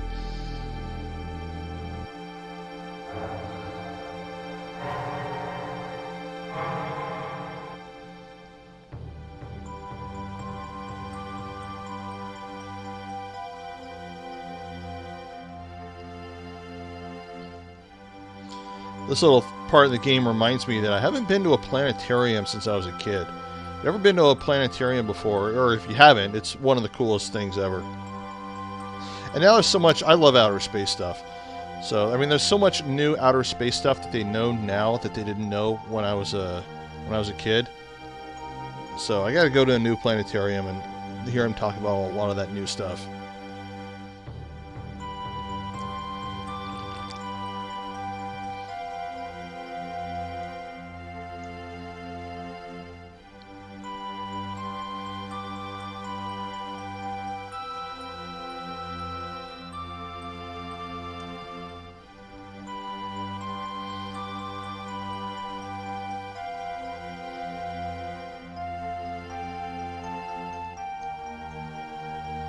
So basically this kind of gives the backstory of why Mako reactors are killing the planets. It's talking about spirit energy, which is actually Mako, and it's the life energy that basically gets recycled and reincarnated into new abilities. Basically, they're a bunch of Scientologists. I don't know. Actually, I don't know how similar Scientology really is. I think it's something similar. Last time I read up on it, it was.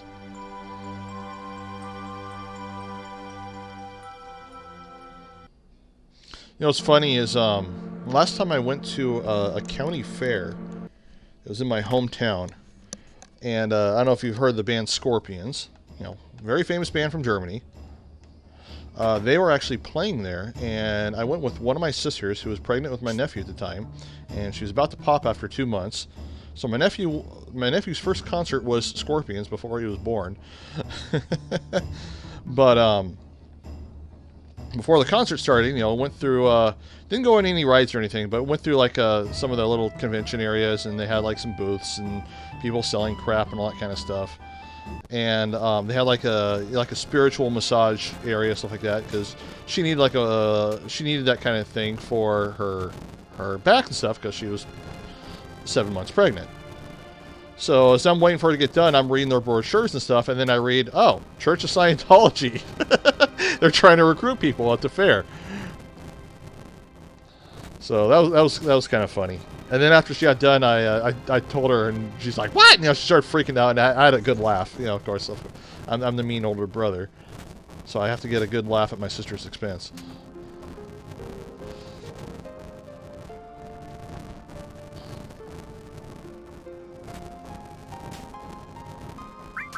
I was telling a lady that used to come in my work, my old work, family-owned store, that story. But she's like very, very religious, so she was like, "Oh my god!" And like started freaking out for her and everything.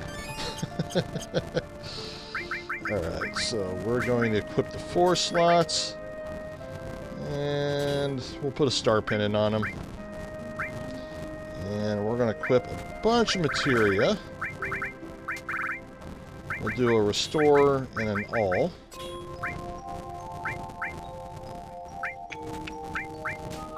Put an HP plus. HP plus. Of course, enemy skill. And everything else doesn't really matter too much. And basically putting on stuff that I plan on selling.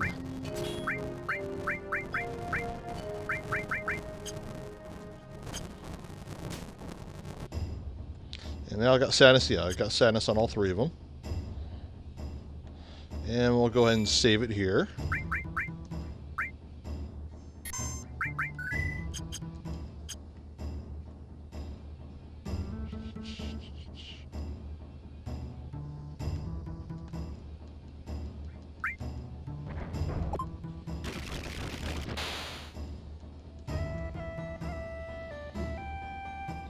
Do I still have manipulate?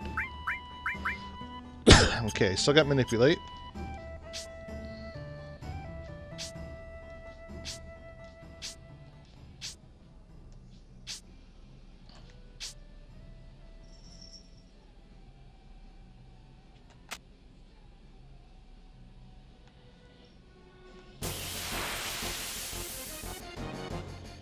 Run away. And I think it's this cave here. Actually, I don't remember if I can manipulate... Okay, yeah, I can manipulate this guy, because we need that death sentence ability. Because we need that for Tifa when she gets the Power Soul weapon.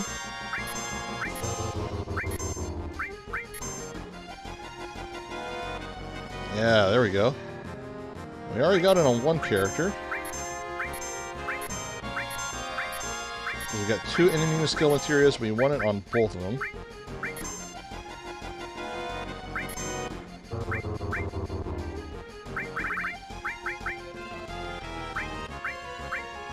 And we'll just laser the crap out of this guy.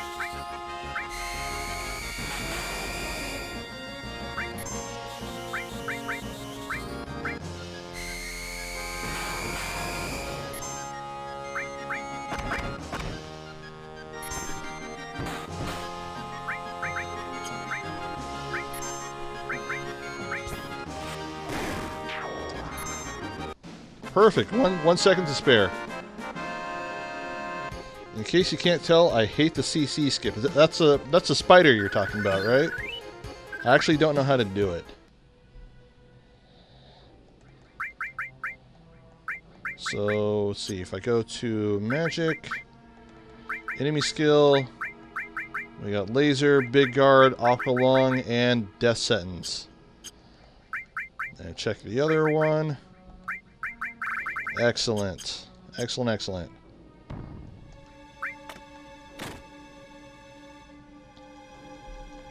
Oh, Cosmo Canyon. CC. Cosmo Canyon skip.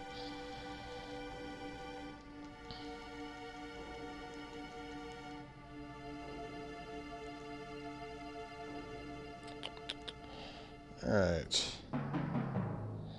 Gonna walk across this carefully.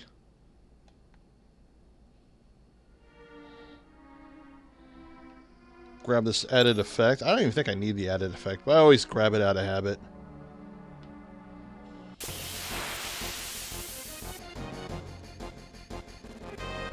And everyone else we're just going to run from.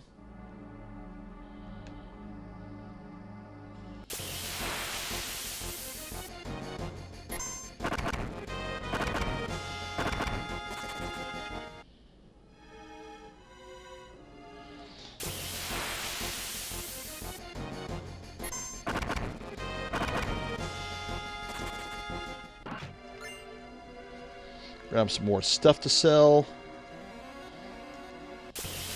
I'm getting a lot of encounters.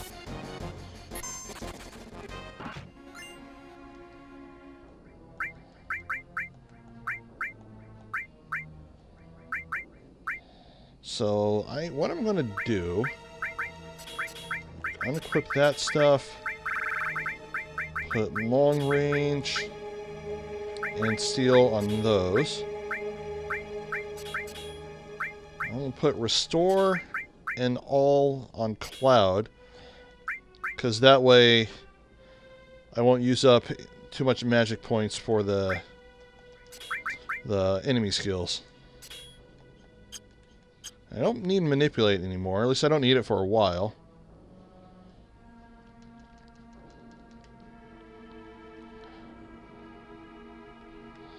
Alright, time to fight a spider. I hate spiders, by the way.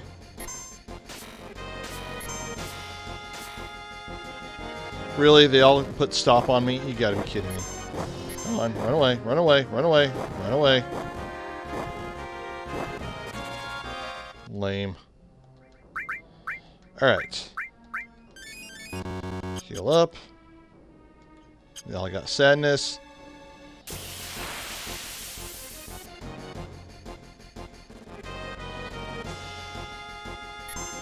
And we're just gonna do a couple lasers.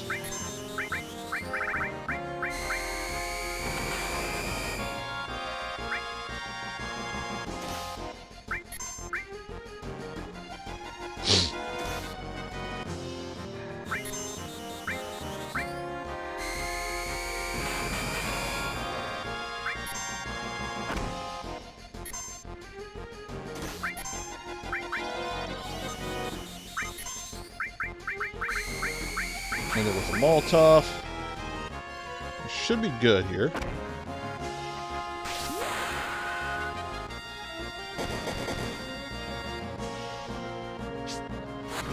There we go. It's a good spider fight, not too bad.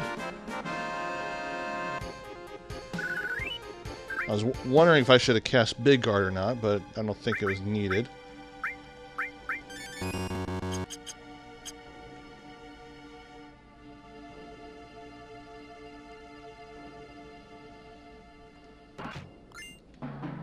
Grab more stuff to sell. Run away. Run away like it's a killer white rabbit. Alright, try this again.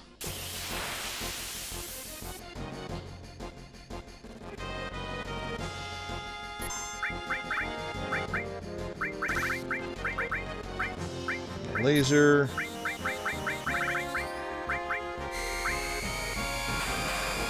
Laser again. Yeah, I'll try stealing from him. What the heck?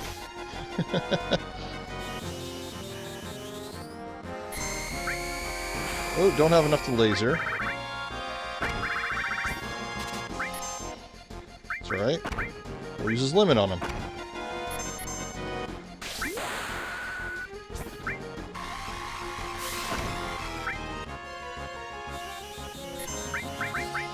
And end it with a Molotov, and that should be good.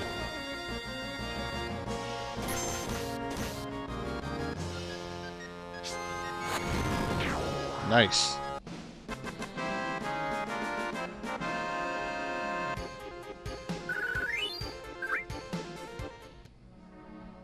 And we'll go ahead and do some more heals.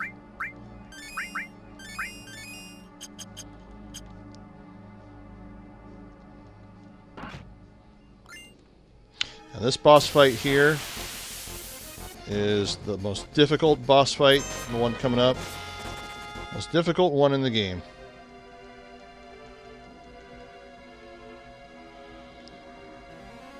This one I am not looking forward to. So first thing I'm going to do is I'm going to restore Kermit's magic. So put an elixir on him. Oh crap, I didn't mean to do that to the boss. Oh crap, I just wasted an elixir. Alright, hold on, we'll wait it out. Maybe we can save this.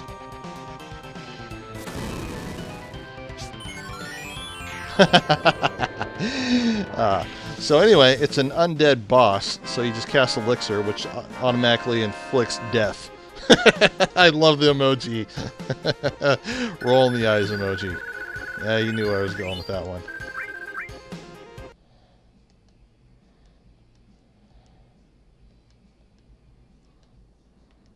Cool. Before we get to the end here, go ahead and unequip everything.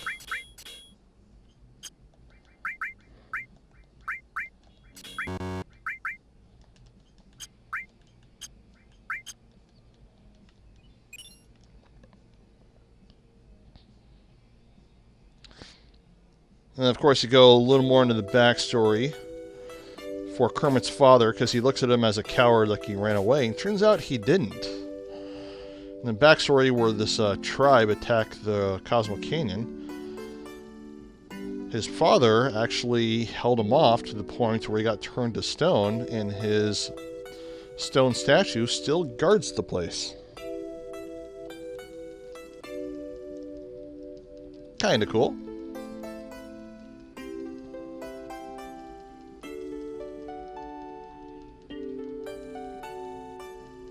Yeah, I remember that boss being a total pain in the butt back in the day, before I knew about the elixir trick. I think it was a friend of mine that told me about it back in the day.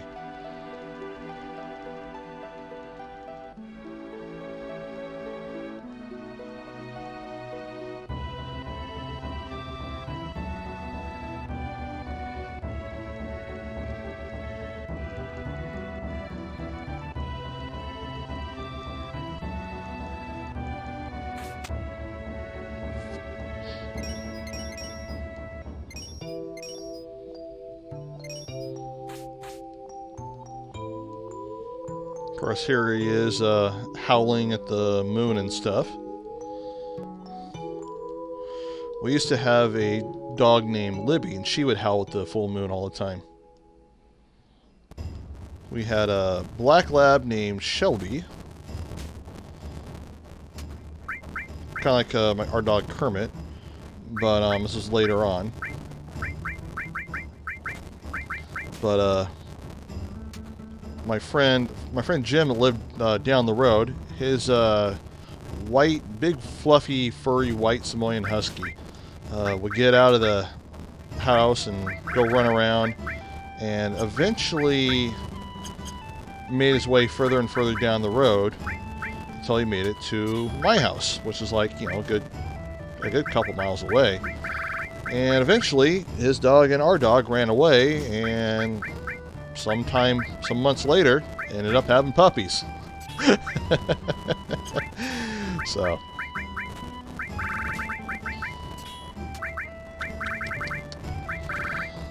And those two puppies, there are actually 3 puppies, but the second one didn't survive the birth. But, let's see, manipulate. Do we need death? We don't need death blow yet. Actually, we'll go ahead and equip it.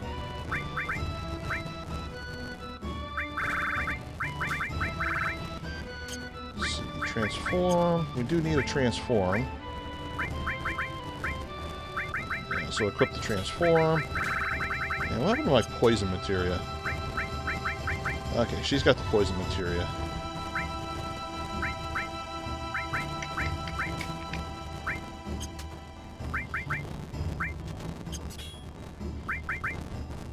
Let's see, we'll put poison on him.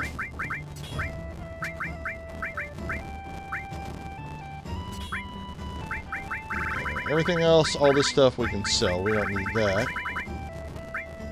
Oh, wait, we forgot an enemy skill.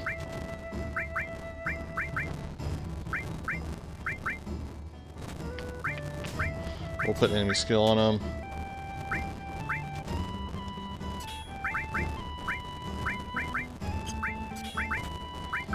All and sense. We'll put sense on there for now. But anyway, she had puppies, and they were 2 female, half lab, half Samoan husky. One of them was all white. It was kind of weird because they looked more like labs than huskies, except for their tail being kind of curled up along their back. Their tails were kind of like almost straight up, almost like a skunk in a way. But other than that, they definitely more resembled labs. So it was like a white lab. And the other one was like mostly black, but like white-tipped toes and a white-tipped tail. And the black one was like scared of everything. She was a really good dog though. She was actually the one that liked me the most. But the white one, she would howl at the moon. Every time it was a full moon, she would howl at the moon. The black one would bark at the moon though. Bark at the moon, bark at the thunder, lightning, bark at the old neighbor. She was scared of the lawnmower of all freaking things. Alright, so sell that, sell that, sell that. And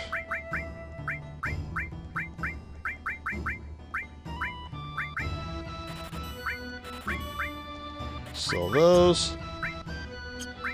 We can buy a couple more HP plus materials.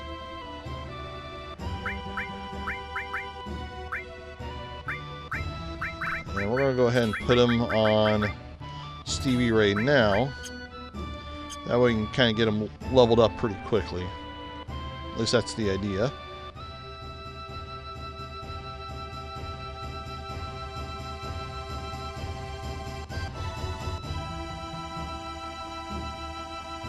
We'll buy a whole bunch more of those later.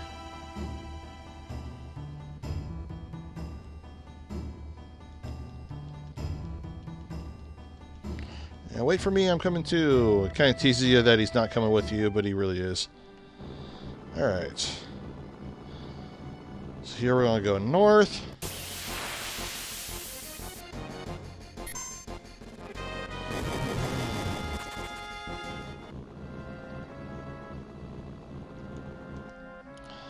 And we're going to put a tranquilizer. Oh, we don't have tranquilizer on any of them. Okay. Go through our hometown. That turns out it was rebuilt and covered up.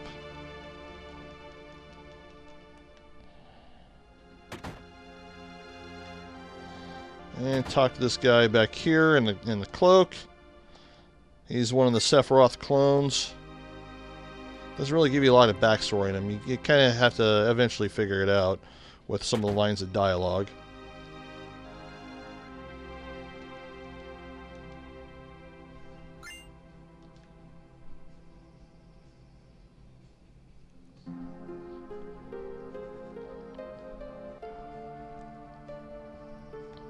And we're going to skip the Shinra Mansion entirely. We really don't need that.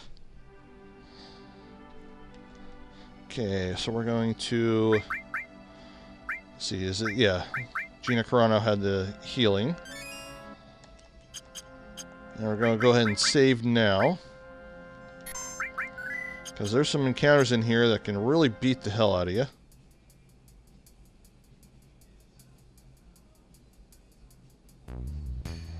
And I don't know if it's better to grab this sword over the Force Stealer. but I've been doing it because it has an extra slot.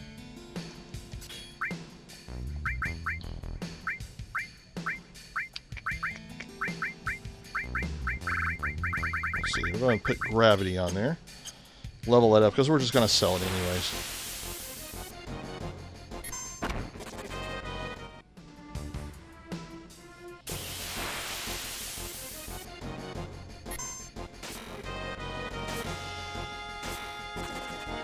And we better keep healing.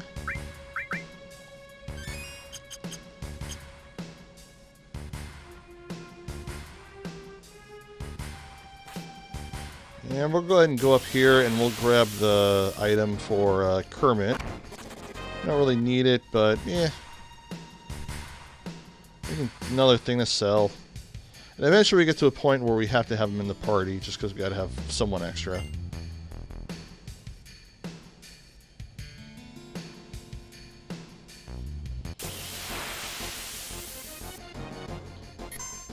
We're going to be skipping a lot of stuff in this section of the game. Or this section of the area, I mean. And here's the one time you walk across the bridge where it doesn't break.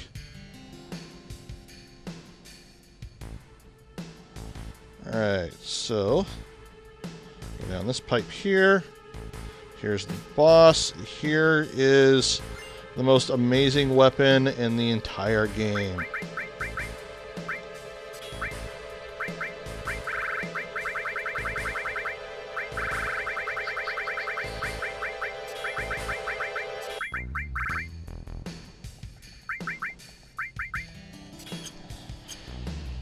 Alright, so first we're going to save it. We don't really need any of that other crap around here. So we're going to do a trick where we do the poison glitch on this monster, where basically you poison him, but you want to hit exactly 99 points of damage. And then I think it's either 3 ticks or 4 ticks of poison, and then that puts the boss at exactly 7777 HP, which gives him the Lucky 7 buff, and poison is considered self-damage, so basically it hits him for 7777. And I think I need to put a couple more materia on him to boost his magic, because I want to make sure his magic actually hits as close to 99 as possible. And then Stevie Ray's got transformed to do mini, because we might need to do a couple more hits of 1. Gina Carano, we want to reset her limit, because we don't want to do a limit attack. And we're going to save this, because this will probably take me a couple tries. I remember the first time I did this trick, I was super proud of myself. It was pretty awesome. It's pretty cool. Yeah, it's a cool strat. It's a very cool strat. Okay, so first thing I'm going to do is Big Guard. Oh, crap. I'm going to have to just start over right away. Actually, I might be able to pull it off. Actually, I should have had Stevie Ray do the Big Guard. That's okay.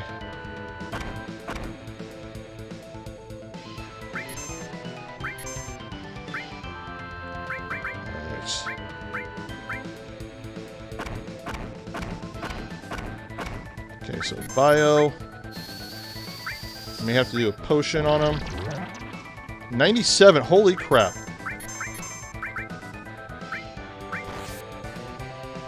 Alright, do mini.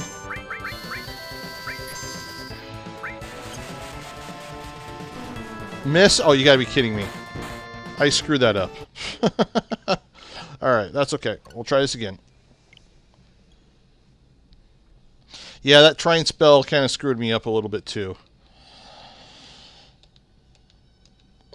Which the trying spell is a cool enemy skill when you're kind of playing through the game, but we got plenty of other powerful stuff that we don't really need it. And also, whenever I play through casually, I usually have the spell beta from the snake. So I don't really use trying that much anyways. So also, I keep forgetting to do this, so I'm going to do it now. We're going to put the ATB on wait.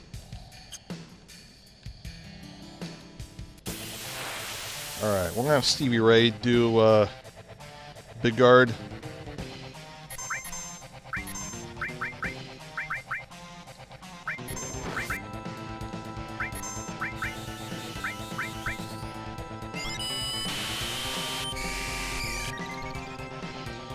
Okay, do Bio.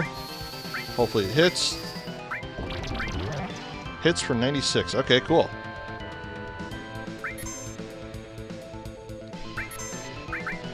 Put Mini. So I gotta hit him 3 times.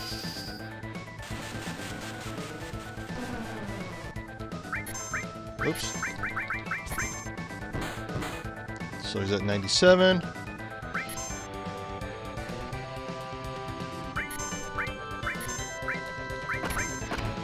So I got it on weight, so I can actually hold his time. All right, so just one more hit.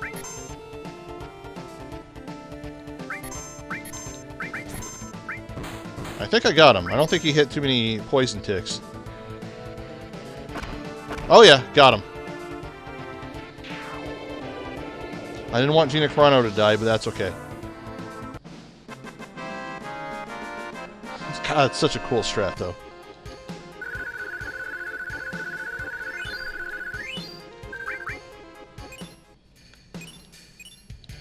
It's got the counter materia.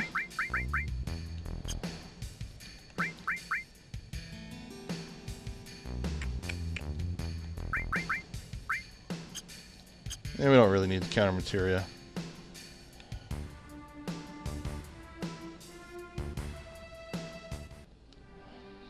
Alright, we'll go ahead and put a Phoenix down on her. Put Sadness back on her.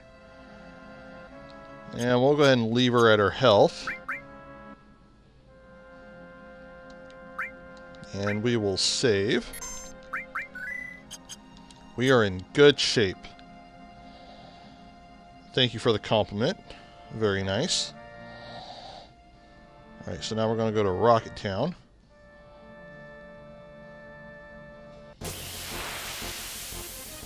Run away. See, now we want to keep Gina Carano at critical health. So this is where things like Cloud's cover materia comes in a little more handy. Also,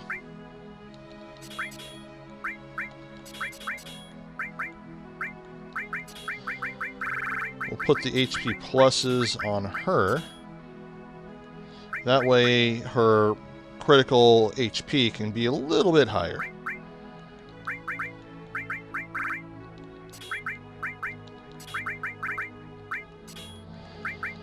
Alright, put counterattack, long range.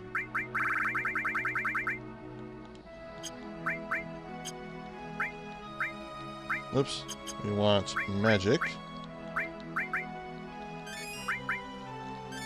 And then we'll go ahead and save it.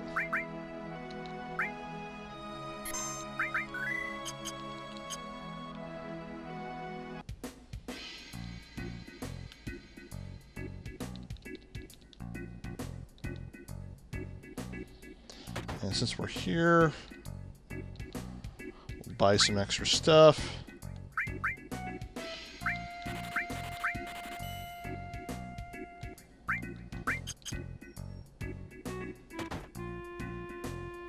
Could buy some more armor if I wanted it, but that's okay. We'll get better stuff here.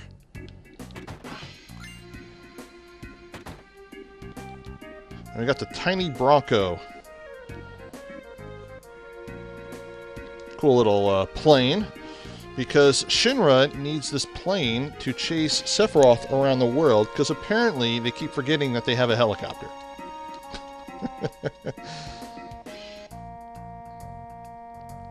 That or Sephiroth is so fast that he's flying faster than their helicopter, even though we're keeping up with them on foot. Just kind of one of those things you just gotta just overlook and suspend your disbelief. My music in the background quit playing.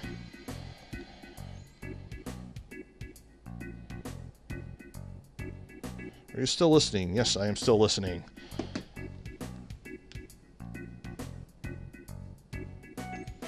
Try not to have it too loud because I don't want it to come through my mic. Because I don't want my videos muted.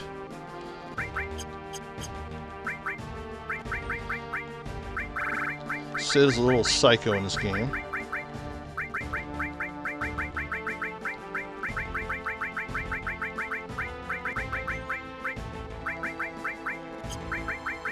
So we're naming him Psycho Sid, which was one of the many names that Sid Vicious had.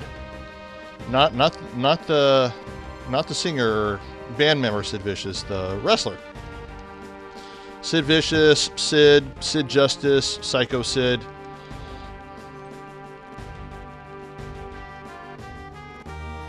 Master of the Powerbomb.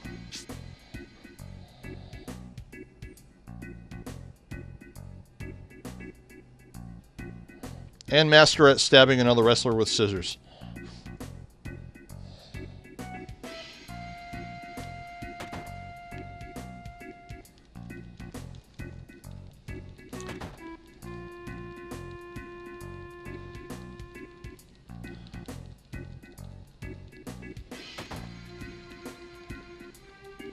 For those who don't know or get the reference, the wrestler Sid Vicious, or Psycho Sid, when he was in WCW, he had an altercation with another wrestler at the hotel.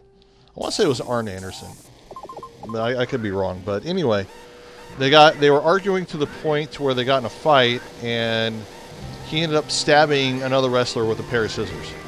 You know, not like a fatal stab or anything like that. You know, just enough to go get some stitches, but pretty crazy story when you hear about it. Get a little warm here.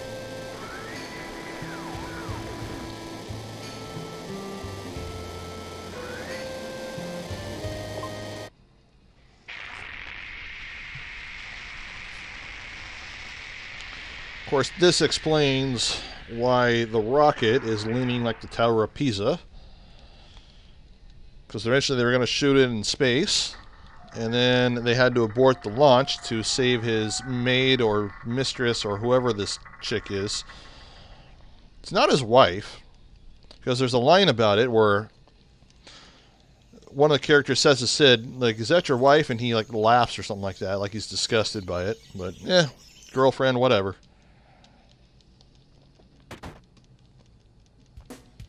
Maybe the remake will clear that up a little bit more. And here's Fat Palmer. or Fat Man Palmer. And he likes lard in his tea.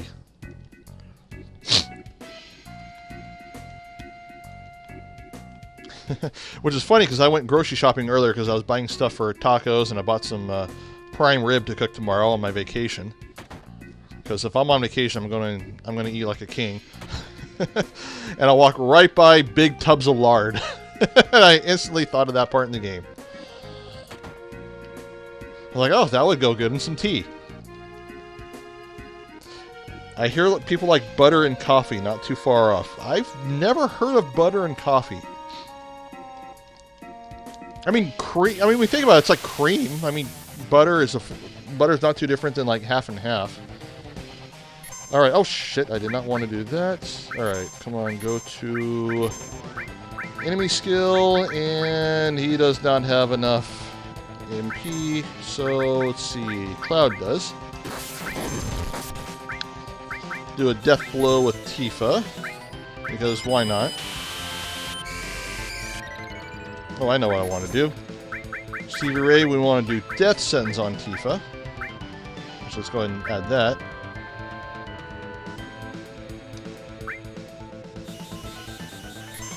And then we're going to do Cross Slash on Palmer, which will inflict stop. And this is the power of the Power Soul weapon and Death Blow. She's at crit HP, so that's going to increase the power of the Power Soul weapon, and she's got the countdown to the death debuff on her. So these death blows are going to hit for a lot. Bam!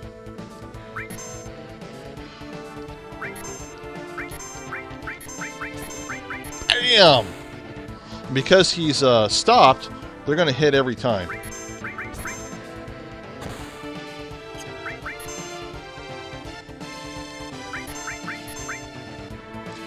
Oh, now he's moving again, so we got one more hit. Come on, let's get lucky. That's okay. Well, Stevie Ray will do his big shot.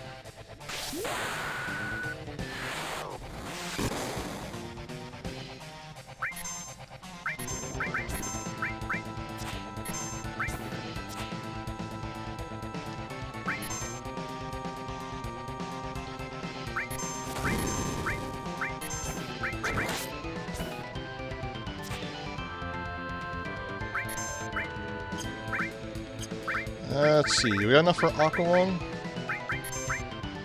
Let's see if Aqualung will finish him.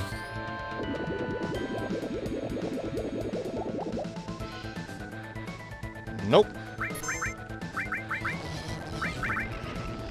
I did not want Tifa to die because I wanted to get some of the experience. So we'll do our Moltoffs. I keep forgetting I got Moltoffs.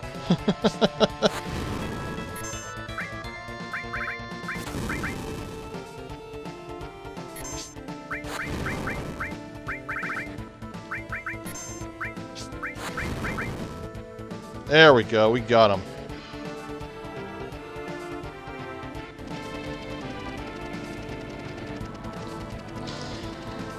So as far as what people like in coffee, I hear like people like butter and coffee. I mean, it's not too far off half and half. But actually, I like ice in my coffee. I love how he gets wrecked. Get wrecked, Palmer. Yeah, exactly. Yeah, I put ice in my coffee, so I drink it like iced tea. But sometimes I would add milk to my coffee, which I don't drink milk anymore. But I would add like skim milk back in the day, which isn't that much different than half and half. My dad thought it was gross, but it's like you put the most fattening form of milk in your coffee, and you think skim milk or non-fat milk in coffee is gross. But anyway, sometimes we'll do honey. Like if I have a sore throat, like when I had COVID 3 months ago and my throat was all messed up, I was drinking like tea with honey or coffee with honey.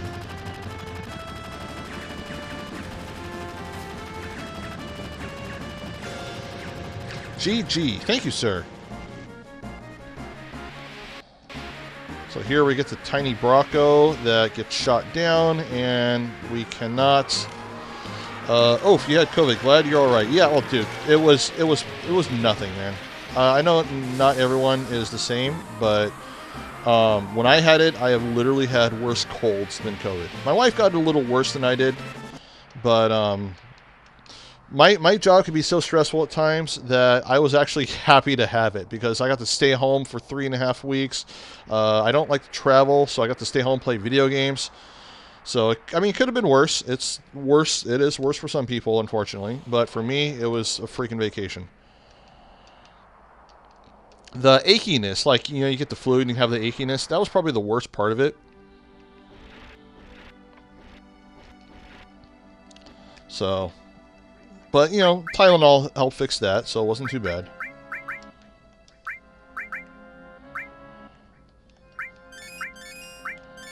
So we're going to put Sadness back on Tifa, and I'm going to save it.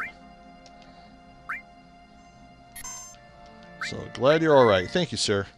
That's some very kind words.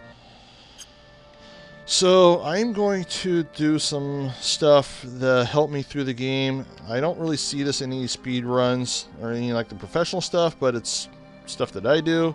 There's an enemy skill here that I'm going to grab that definitely helps me out. Not from these guys.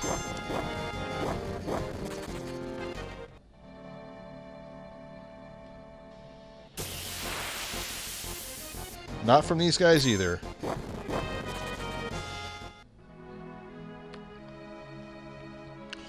But on the bright side, though, I don't really need a COVID shot now. I've heard people say I do. I've heard people say I don't. Honestly, I don't know. Next time I talk to a couple more doctors, I'll find out. My wife actually works in the medical industry. She works in the healthcare industry, so she's not pushing me to get the shot.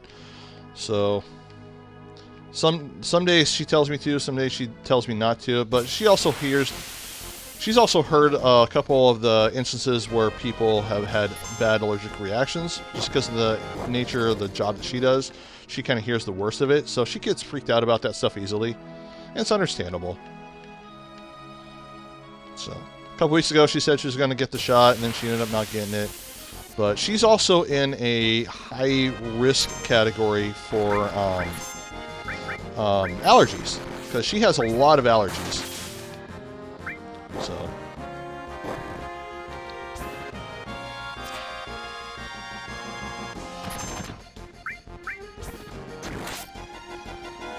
we need to kill this thing first.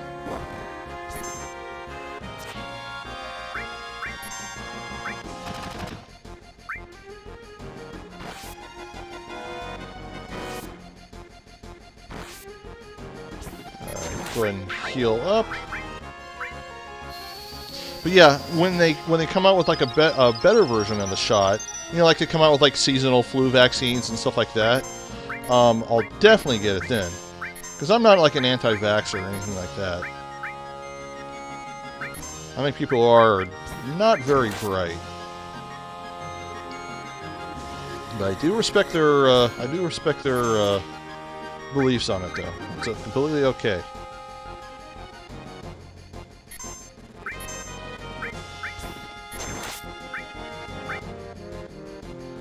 But my dad was kind of leaning towards it, and he ended up getting his COVID shot, so I was actually very glad he did.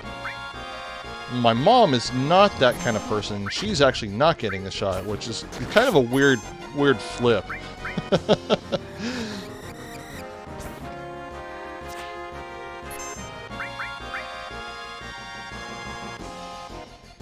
Let's see. You know what? I did Magic Hammer on Cloud, and I need to do it on Tifa.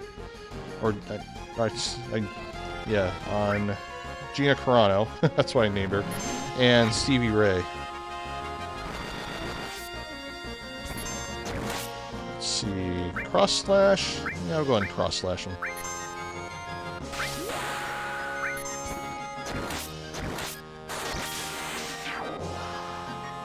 Alright, Magic Hammer on Stevie Ray.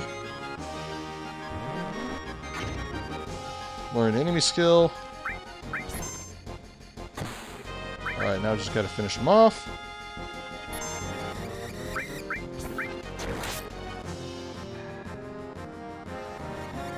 And that magic hammer basically it's a magic point drain. So it definitely makes the game go a little smoother when I run out of magic points. I can just cast that on the enemy and absorb their magic points.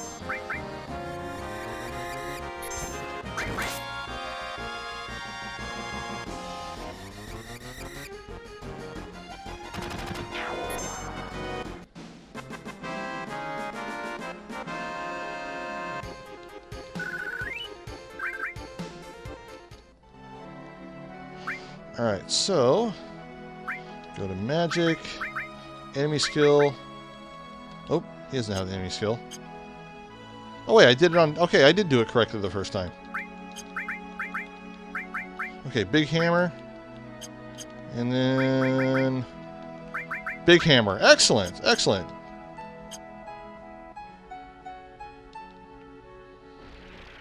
Excellent.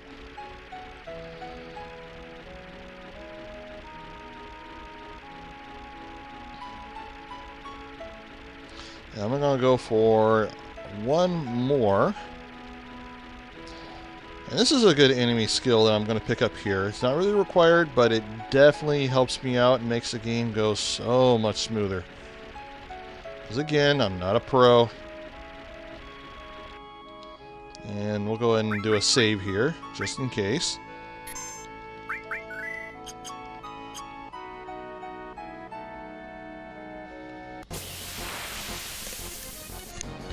And this is the guy we want. And we're going to manipulate him. And we got to do manipulate pretty quick because we don't want perfect. Because he can actually drain his magic after a couple attacks right away. And we want to do White Wind, which is a really nice healing spell.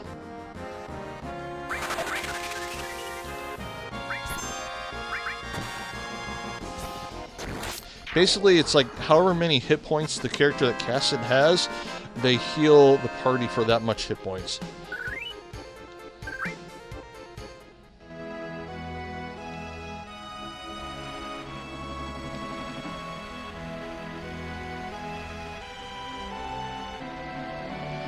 Alright, so now we go to the Temple of the Ancients, and we got to get the key to it, even though we haven't had any cutscenes to explain hardly any of that.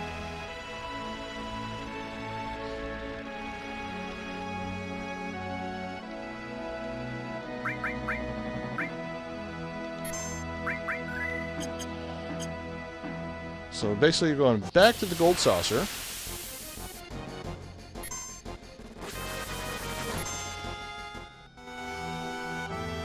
Which is the Disneyland of Final Fantasy games.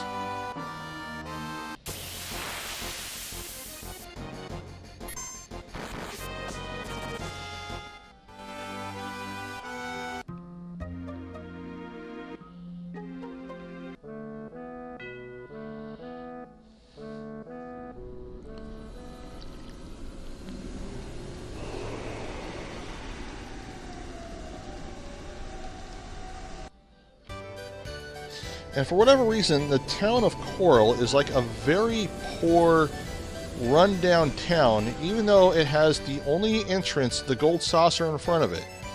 So you got some really piss-poor businessmen right at the entrance of the Gold Saucer that could set up shop and overinflated prices and everything and make a bunch of money, and they can't figure out how to do so.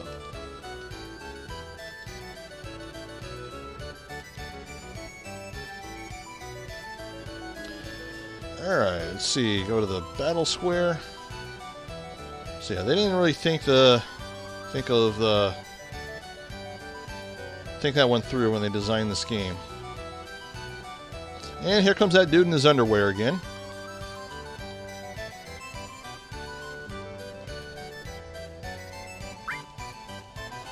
And he wants me to fight in the battle arena and say, if you fight in the battle arena, you can have the key. I'm like, alright, cool. Here I am fighting in the battle arena.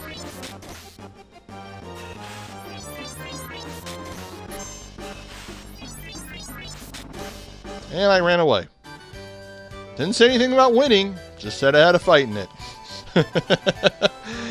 Have you seen that Renoa from Final Fantasy VIII is on the sign for the Gold Saucer in North Coral? No! Really? Like maybe concept art for the next game that they use for this game or something like that. Alright, next time I go back down there, I'm going to have to look for that.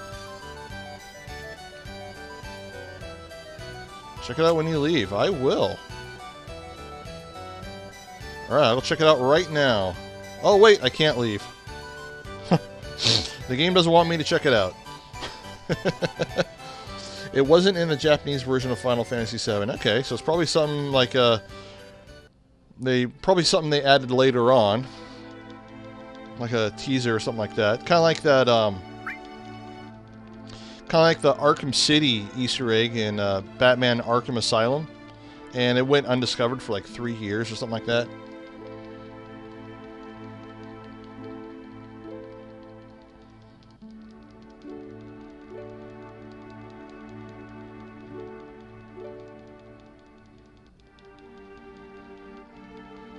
Kind of talk a little bit more about the backstory. And oh, here comes Gina Carano. Wants a date with me. Usually when I play this, it's Eris that wants the date.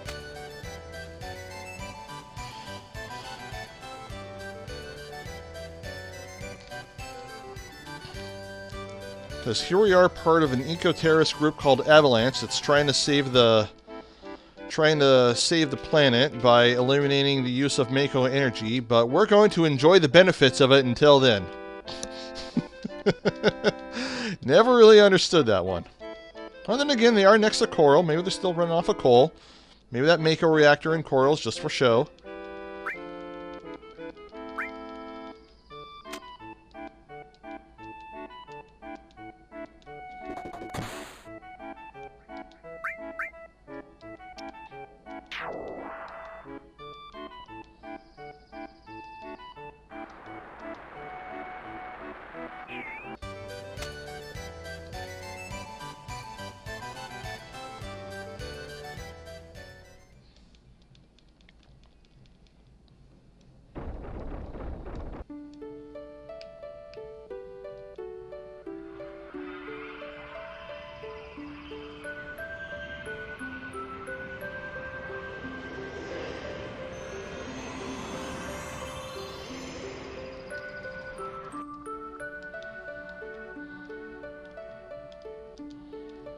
Of course, here, when you take Tifa on the date, she kind of gives some dialogue that hints her feelings towards Cloud, but then decides not to say anything.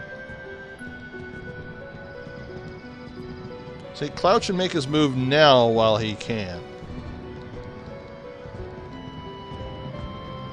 But then again, if he did, she'd probably pull some bullshit afterwards, like, I just want to be friends or something. Because women do that kind of crap. Not all women, but most women.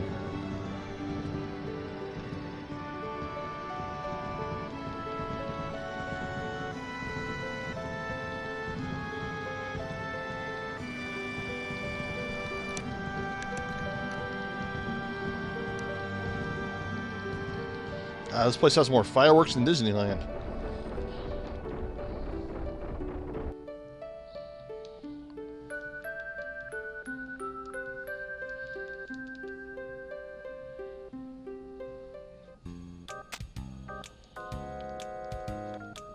And here's Majin Buu, acting strange, and oh, he's got the keystone! And we'll head him off in the pass.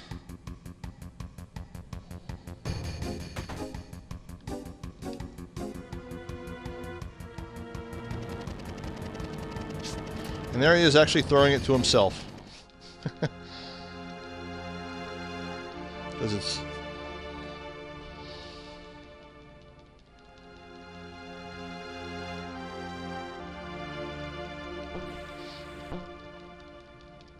The game was talking about a possible spy earlier. I think we discovered the spy.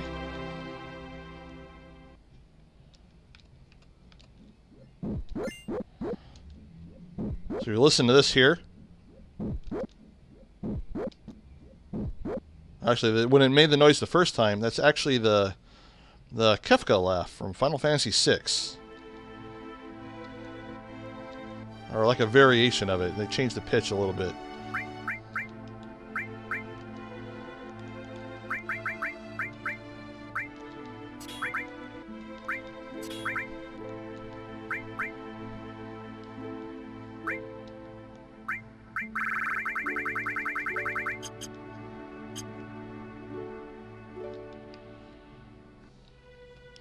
Which they also used it in Chrono Trigger.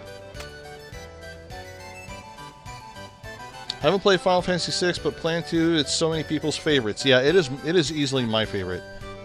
I honestly like the game better than Chrono Trigger. Chrono Trigger is easily one of the best games of all time and probably the best RPG of all time. But if I had to pick either one or the other, I would still pick Final Fantasy VI.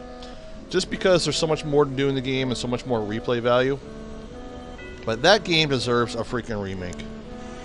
And even if the only version you can play is like the Android or Steam version, where the character graphics are kind of weird. Holy crap, that does kind of look like Renoa. God, I didn't even notice it was a face originally.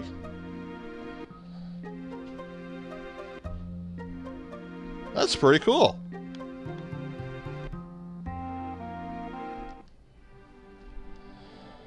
Alright, PHS. But anyway, yeah, I mean, if definitely give the Final Fantasy VI a playthrough. Even if the only way you could play it is like the Steam version or Android version.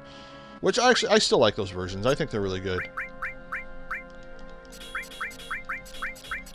they were kind of, I don't want to say lazy with upscaling the graphics. They just kind of like, what can we do in a hurry? But then again, what's not broken doesn't need to be fixed. So, let's see. Oh, there we are. Another all.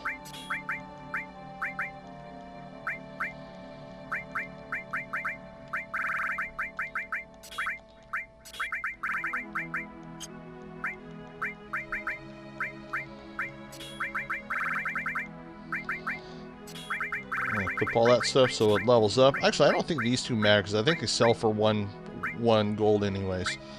But that's okay. And we will go ahead and put the tranquilizers on them.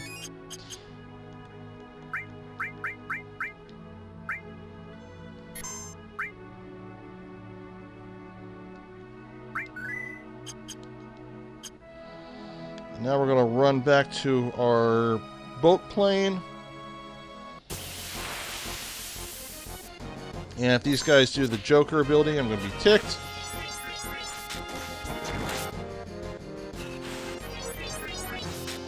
Oh, thanks for the heal, buddy.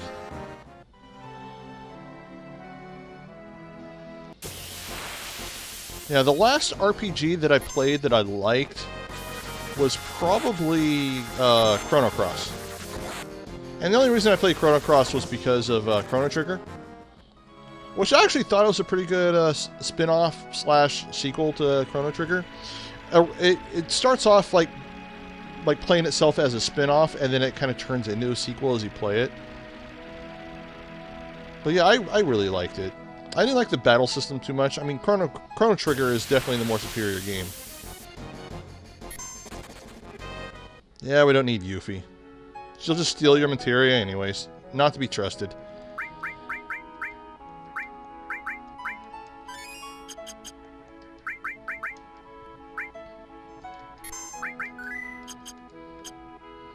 Alright, we're in the Temple of the Ancients.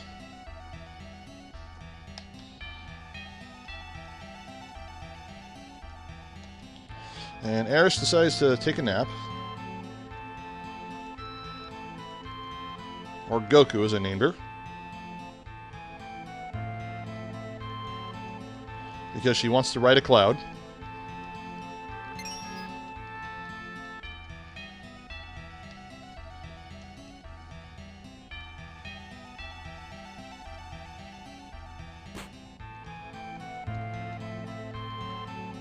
And this dude got stabbed by Sephiroth, so sucks to be that guy. Maybe he should keep a restore materia handy, and it wouldn't be that big of a deal for him. Well, then again, maybe that's how he survived. Because in the Advent Children movie, it's revealed that he survived.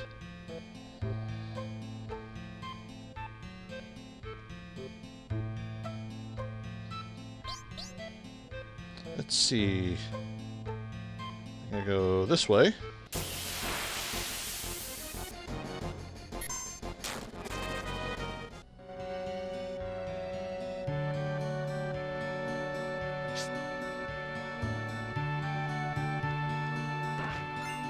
Trident. Do I need to go up? No, that's the wrong way.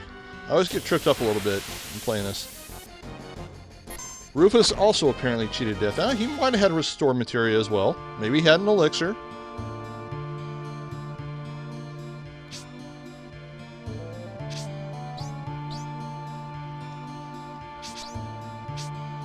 We'll grab this purple thing up here. Forget what it is. Mind source. I don't really need it, but whatever.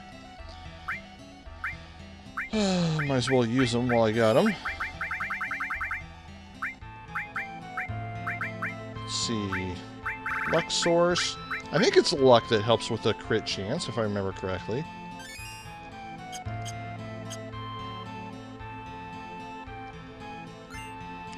Now I think about it, I should go back and watch Advent Children. I haven't watched it in forever. I wonder if I still have the DVD.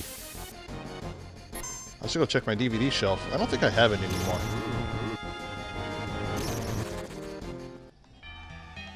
Because it came out with a newer version that has more scenes, so I don't think I bothered to hold on to it.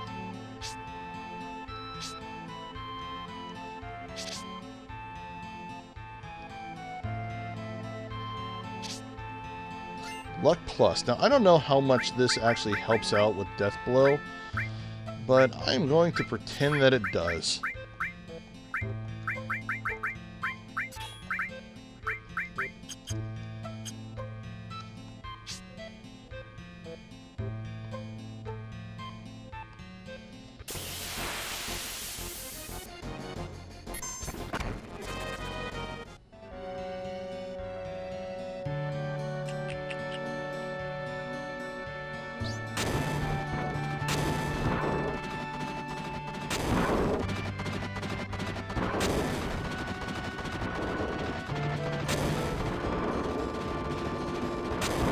Oops. Oops.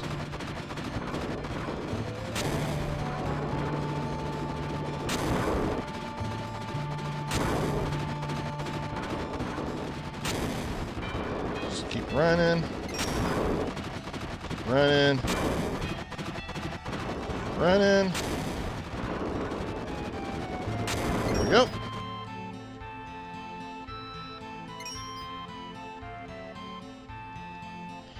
And this is when Goku starts tripping out. Sips from the pool of ecstasy, or whatever it is.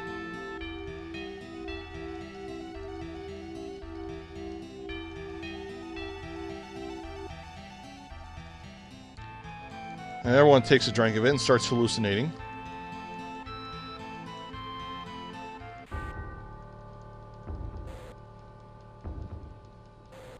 Then fake Sephiroth shows up.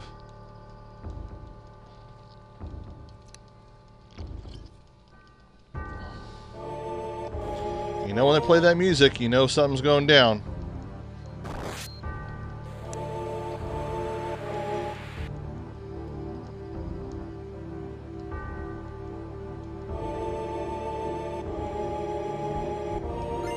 And the morph materia. I never really quite understood what that was even for. Alright, we'll go ahead and save. At least I never used it.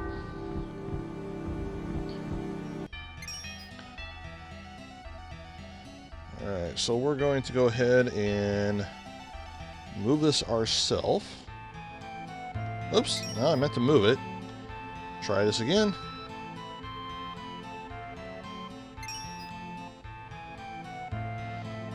Move it myself, and we will speed up time.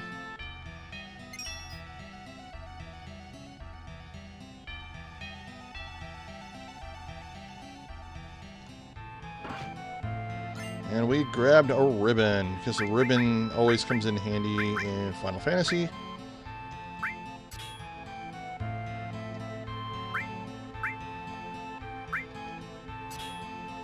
Actually, let's put the ribbon on Goku. See, how's our health?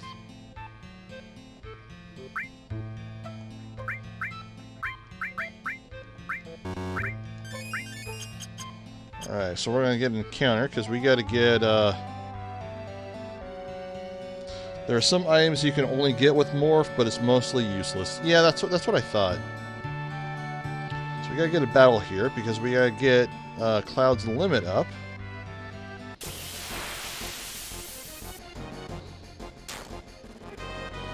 Come on, Cloud, start covering.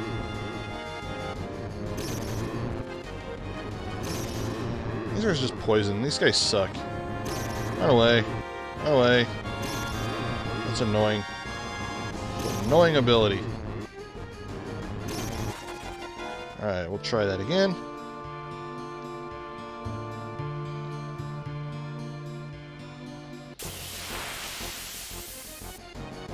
That's even worse.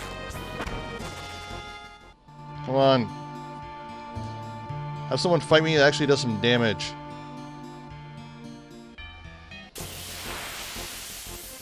There we go.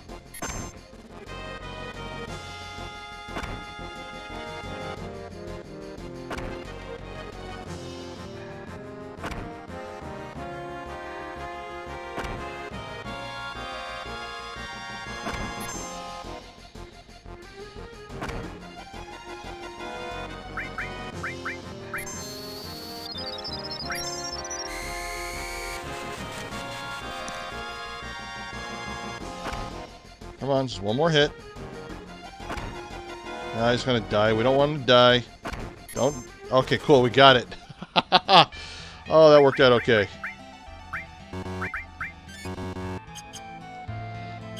Alrighty.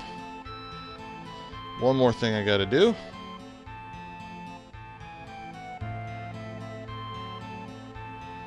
One more battle.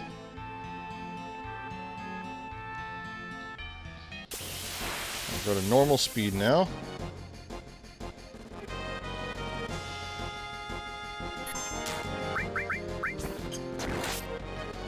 And we're going to do a Molotov from Gina Carano.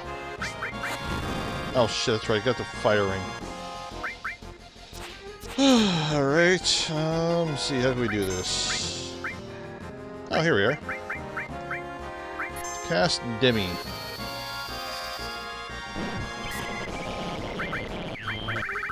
Cast Laser. That works.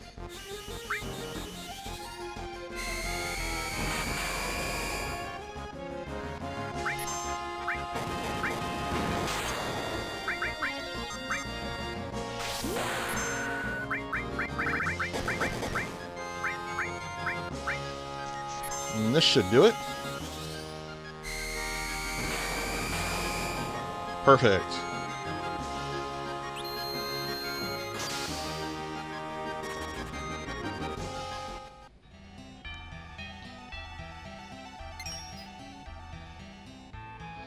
Alright, we will spin. That sucked. We'll spin it again. Ooh, perfect. Move it myself. Speed it up. And then proceed. Watch the second hand. That will screw you up.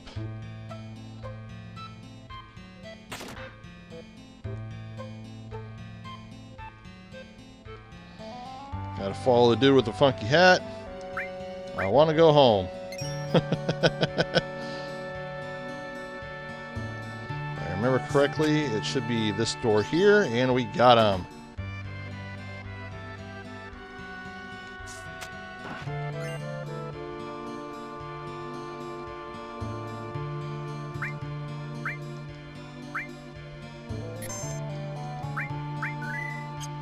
Okay, they all have sadness. Let's see, which one is it? I forget which door it is. Sweet, got it. And here we discover the backstory and kind of the motivations of Sephiroth.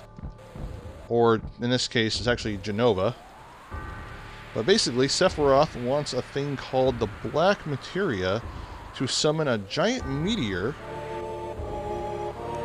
to crash into the planet, because whenever something bad happens to the planet, it basically has to grab a bunch of spirit energy to try and heal itself. And if it's a huge injury to the planet, and if Sephiroth can kind of be at the focal point of the healing, he will essentially become one with the planet.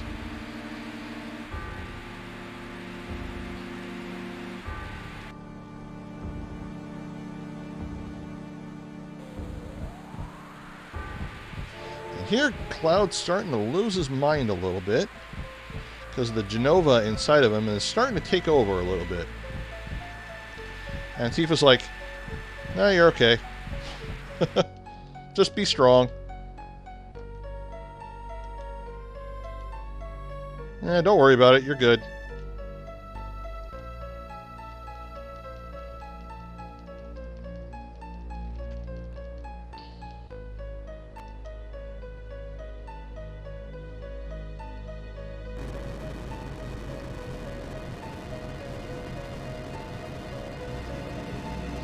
Here we fight the dragon. Okay, first thing we're gonna do is we're going to Big Guard. Oh crap! Alright, so let's try this again. don't think I really need her. But we're gonna bring her back to life. Big guard.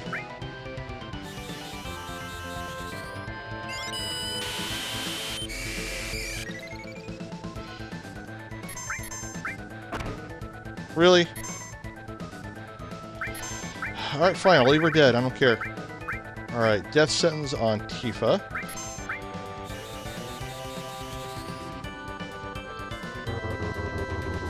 Okay. Hopefully, Dragon doesn't attack Tifa.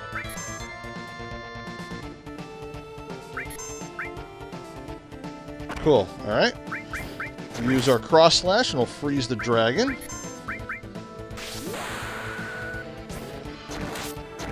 And now we're just gonna beat the ever-living hell out of him.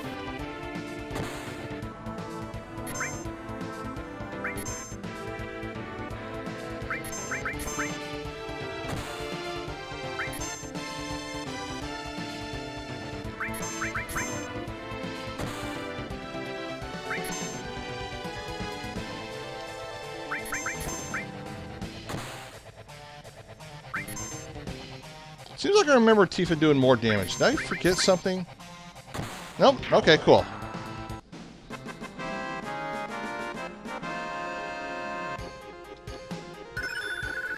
Cover went up. Goku's dead, but she's gonna die soon anyway, so it doesn't matter.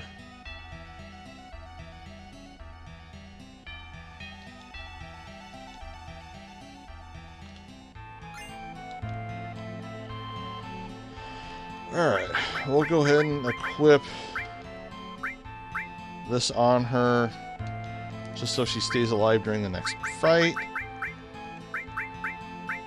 And I am going to put Bahamut on her for the next fight because I cannot do the strats on the next fight to save my life.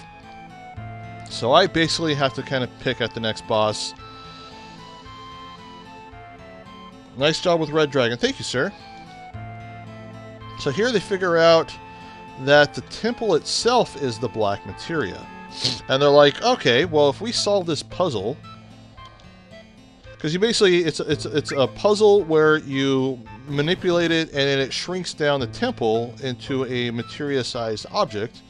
But the problem is, you have to be inside it. So you actually have to sacrifice someone, or, in this case, they're going to have Kate Sith do it in his robotic body, since he's just a robot anyway. I am 30 and I don't have a career living with parents. Do you have some advice for me? Do you have a college degree? Do you have any work experience? I don't know, kind of need to know a little more story on that.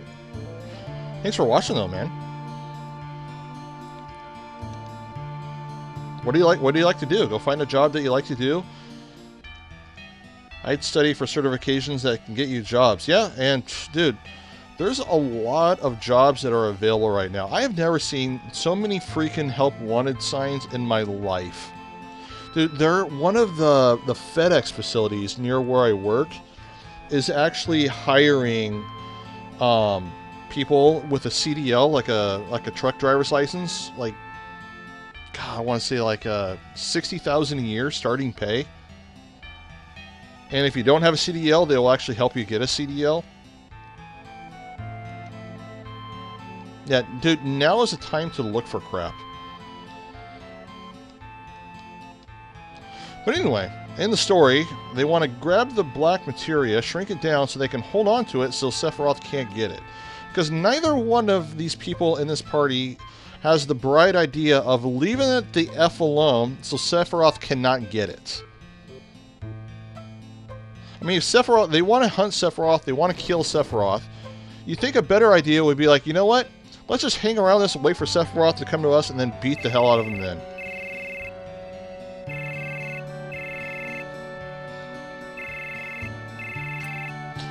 Lots of fully remote work out there. Yeah, a lot of people working at my job are working remotely. I am not, though, but that's fine. It would drive me nuts.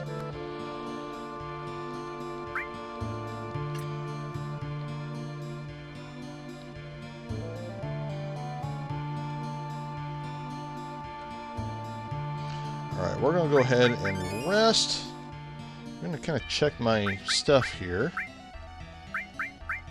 Enemy skills, poisons.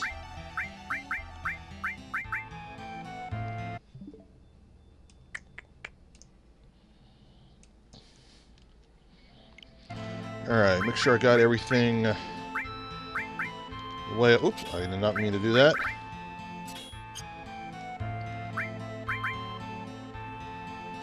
Up plus, HP plus, death below.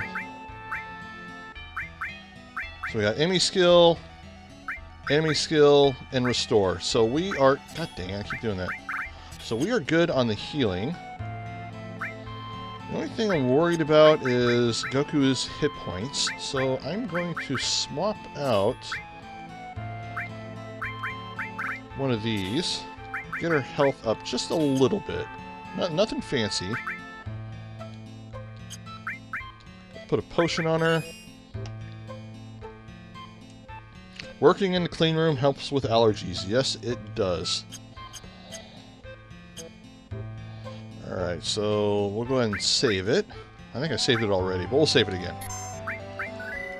Alright, so this fight is probably going to beat the absolute crap out of me. Because I do not know the tricks to it. I mean, I kind of know, but I can never pull it off, so I have to kind of like be really gentle with this fight coming up.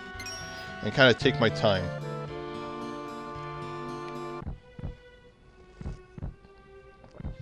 Good luck. Thank you. I need it.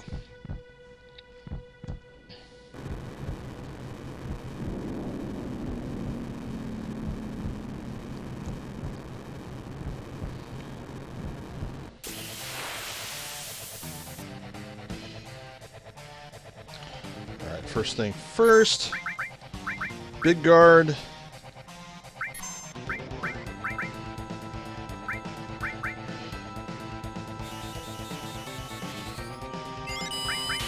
And I'm just going to start right off the bat with Bahamut.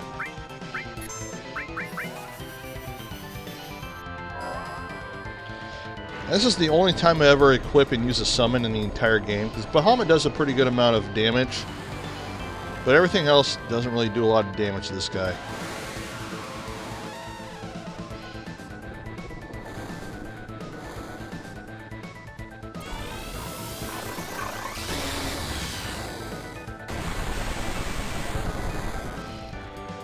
Alright, so, oops. I'm going to blow through my Molotovs. And Goku used up a lot of magic points, so I'm going to use Magic Hammer. And this is where you're going to see Magic Hammer really being very handy.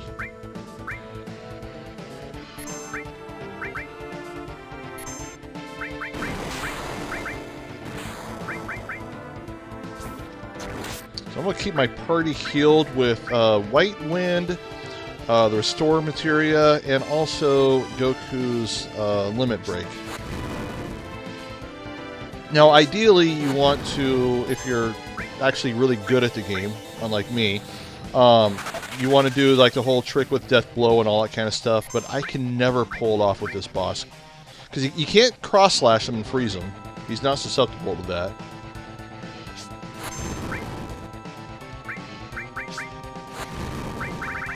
So I'm just going to keep Molotoving the hell out of him. Eventually, I can get to a point to where I've done enough damage to where Tifa's health will get low enough where I can just switch to Death Blow and actually get lucky and pull it off. Alright, so we're going to do another heal. New route with Cosmo Cane and Skip uses Bahamut to get Death Sentence. Okay, I was wondering how they get that.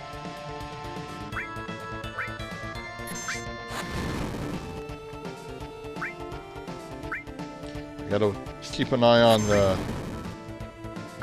the big guard. Luckily, we got plenty of Molotovs.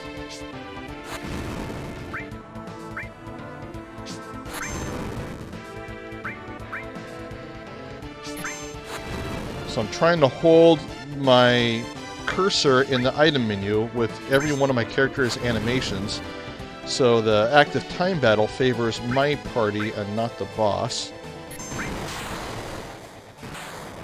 Okay, we're gonna have to heal there.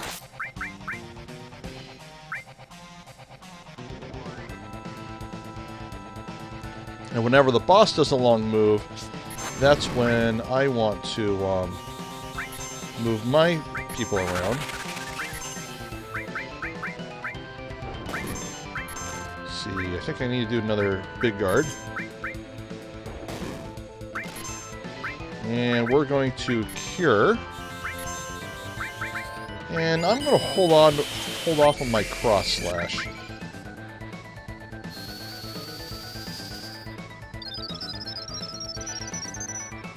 Yeah, we're going to go ahead and white wind just in case. Oh, God, she's got just enough magic points to get some stuff back. Ugh, that is not very good.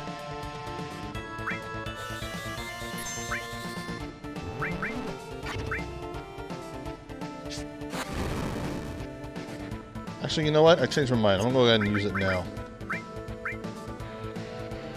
I got a feeling he's going to gain it back quite easily here. And we'll go ahead and do Healing Wind. And we're going to Magic Hammer for Cloud.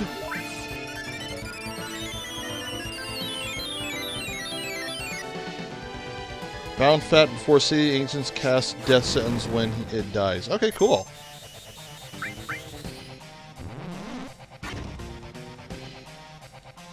Okay. Keep using the Molotovs.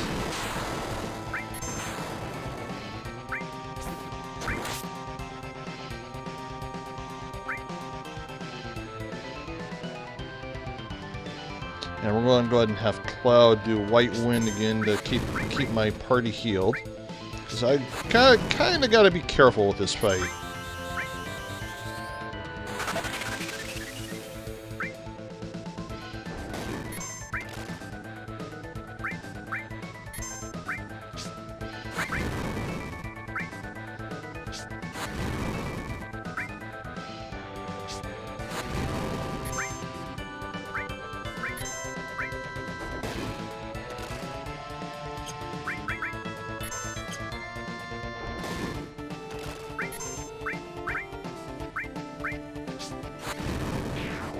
Ah, I killed Cloud. There goes my meter. That's okay. That's okay. We can get it back. Hey, that worked out good. Actually, dude, that might actually be my best fight with that boss. And we got the Gigas Armlet. Now, this is going to be a key item for Tifa when using the Power Soul. We're going to use this to almost the end of the game. Nice. Thank you. Thank you for the kind words, guys.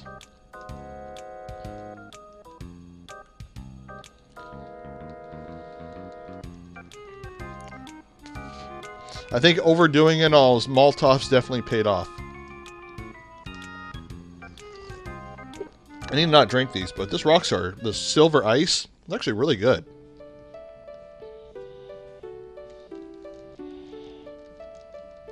Alright, go ahead and skip through the dialogue here.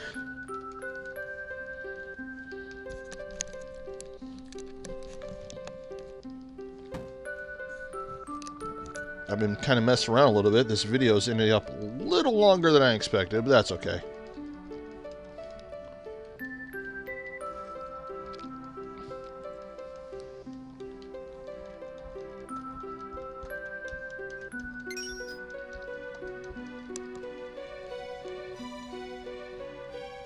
Alright, we're almost at our stopping point at the end of Disc 1. Technically not on Disc. After that, I gotta prep some food for later. Bought artichokes at the grocery store. Artichokes are the most amazing vegetable ever. Favorite food. Easily favorite food. One of my nieces, it's her favorite food too. So they're $2.49. They're a little spendy for artichokes, but they're big fat ones too. If you like artichokes and you go shopping for artichokes, the ones that have like the little white flaky stuff on them, you think, oh, those aren't as good. Those are actually the best ones. Those are the ones with the flavor. Oh, someone just woke up. Cat just woke up. My cat's name is Mako, by the way. Swear to God.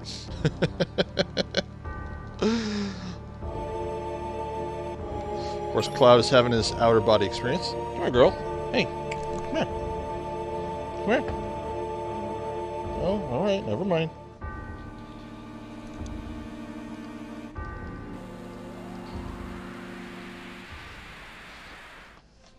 Let's play with her toy, get her attention.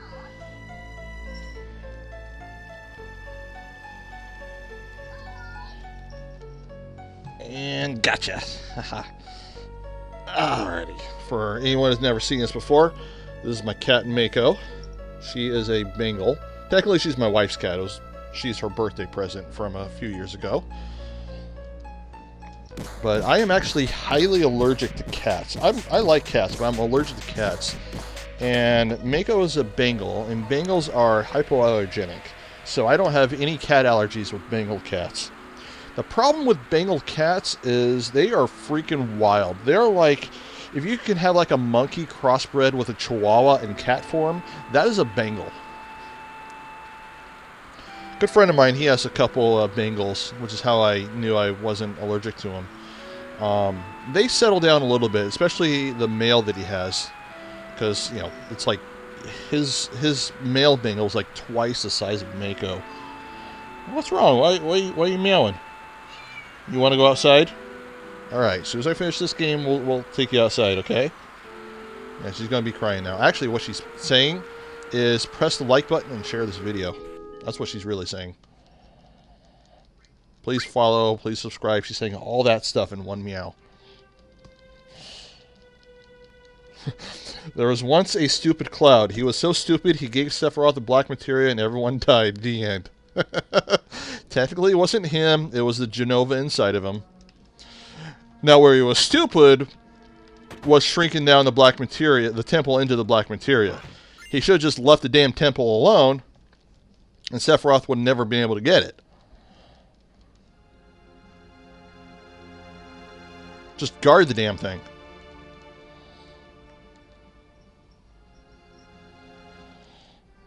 Hey, girl. Oh, you want to hit your toy? So anyway, this is her toy right here. It's like a little Japanese toy.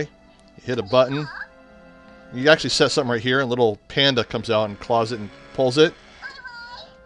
And she thinks it's like an actual animal or something. And I will actually hear her when I'm sleeping. It'll wake me up. She actually presses it herself. It's pretty cool, actually. Alright, so how are we on money? We're pretty good on money.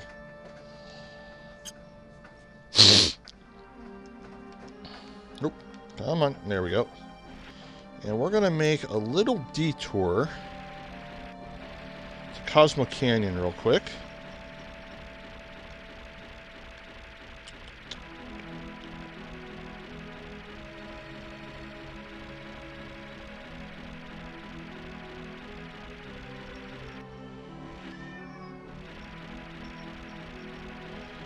Alright, we'll go right. Come on. There we go. Beach it right there. Alright, so we'll put, let's see, where's my good armor? What happened to my good armor? Don't tell me Eris kept the good armor.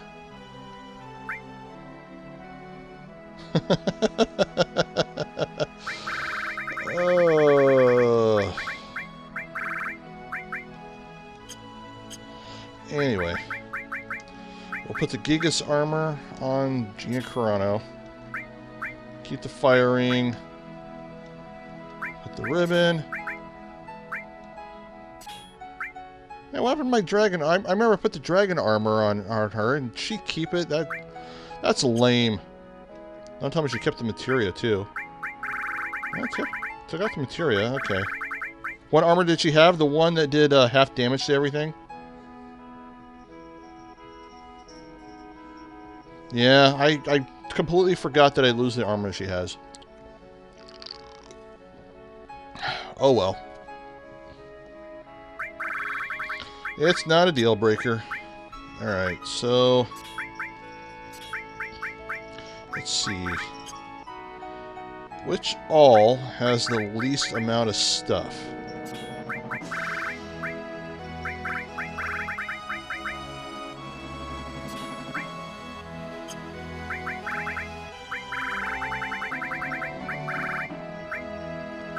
Alright, so what do I want to keep? Well, I definitely want to keep...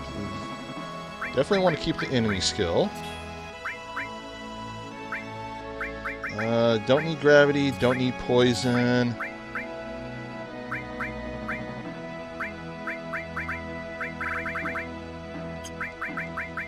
Put on HP plus.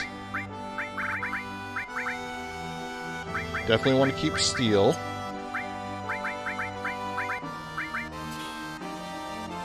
Actually, let's put steel... put steel on Gina Carano.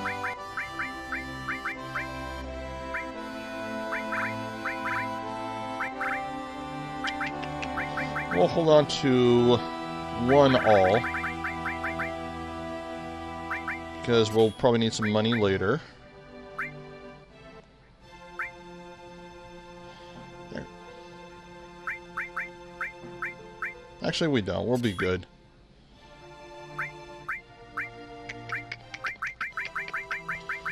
I don't know if I need manipulate anymore. I think I still do. Alright, so we'll go ahead and save it.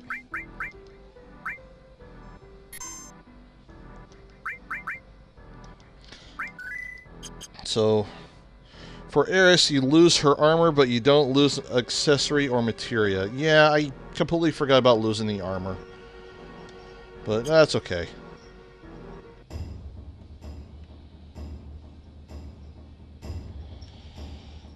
So we're going to go and buy a couple of MP pluses and another HP plus, assuming we got enough money for it.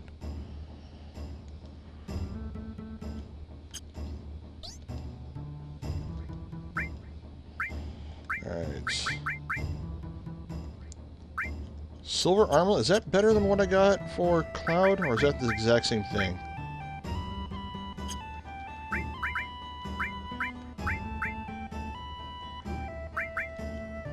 Yeah, we can sell that.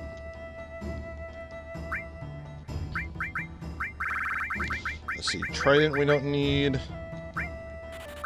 Force Stealer, all this crap we don't need.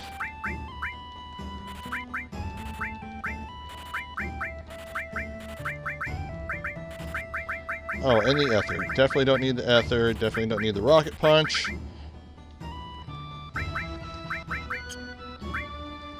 And sell materials.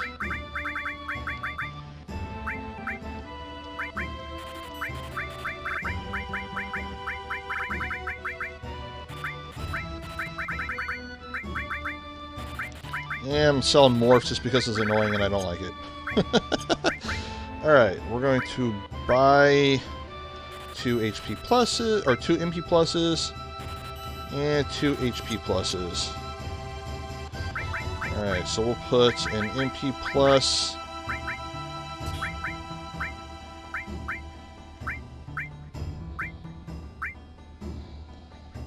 MP plus, an HP plus, and another HP plus because we've got nowhere else to keep it.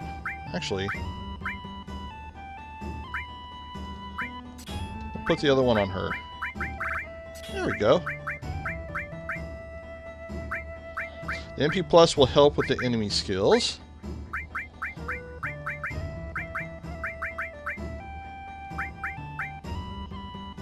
Excellent.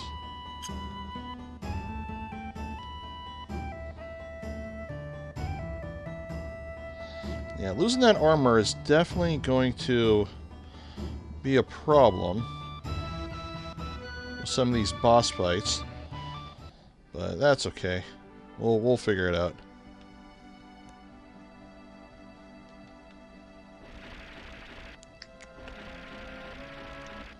see, we gotta go this way. I mean, I guess I could have just did the fight over again, but nah, it's okay. I hate that fight.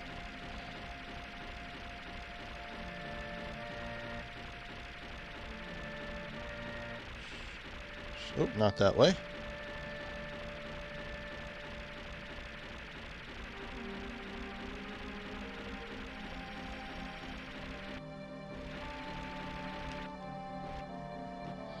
Alright, well, we'll go ahead and save. See if I got enough money to just buy some better armor.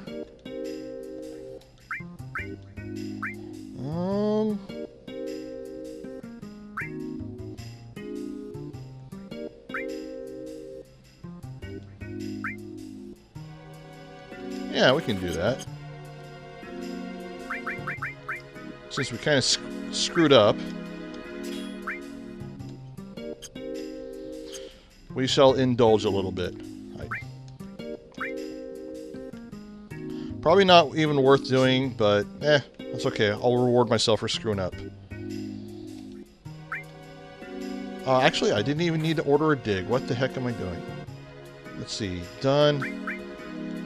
Ignite the bomb. Dig here.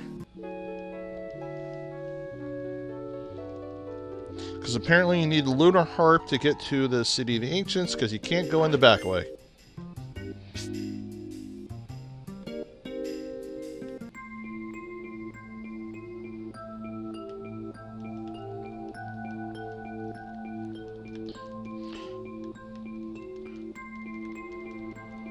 Get over here, summon material. I gotta grab this.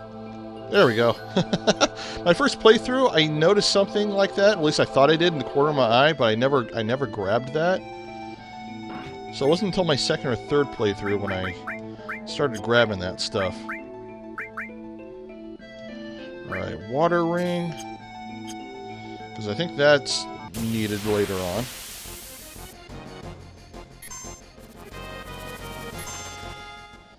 Now, one of these fights I'm going to have to let build up my meter for Cloud. I'm going to need it. I might as well do it now.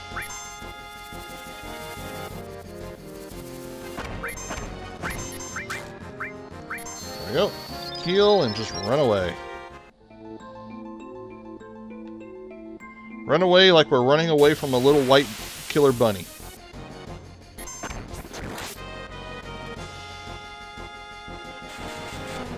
Worst summon ever. Yeah, it is.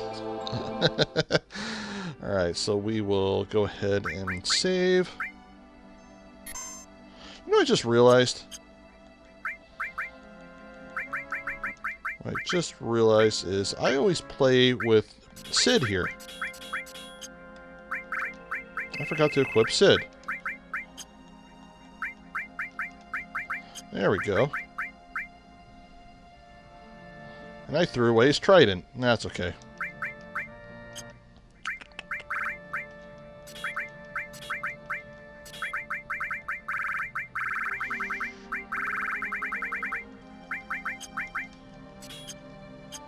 There we go.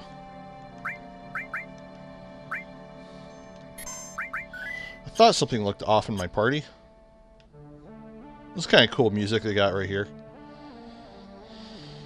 Alright, so go take a nap in this random abandoned house that has been abandoned for at least a couple generations.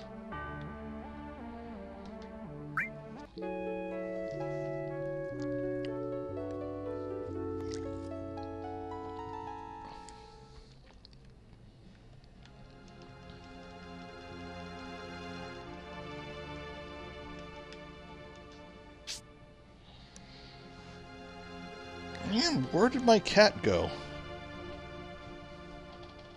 Well, she's probably in the bedroom staring out the window again. So there's been this neighbor cat at the end of the apartment complex where a house is, and this neighbor cat sometimes comes up to the bedroom door And sometimes they'll antagonize her, but sometimes they'll want to see each other. And this cat has been leaving dead birds on our doorstep, or only did it like once or twice. Leaving dead birds for her. It's kind of cute, actually.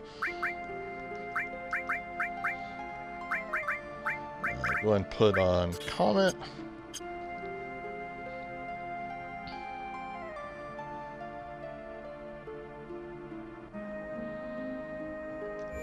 Alright, go ahead and put on tranquilizers to put sadness on my party. Let's see, I think I need to equip the water ring on Tifa, if I remember correctly.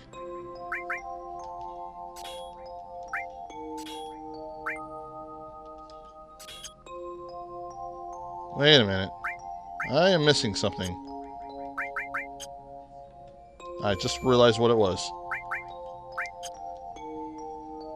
Can I not PHS here? Okay, it's the ribbon. I left the ribbon on Stevie Ray. That's okay.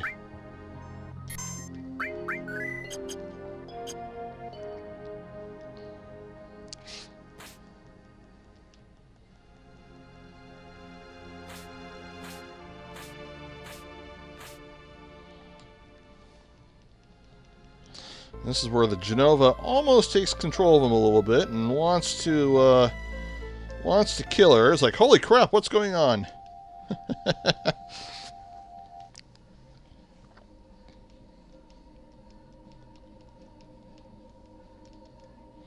So I remember when this game was originally out, there was a rumor that you could bring her back in the game.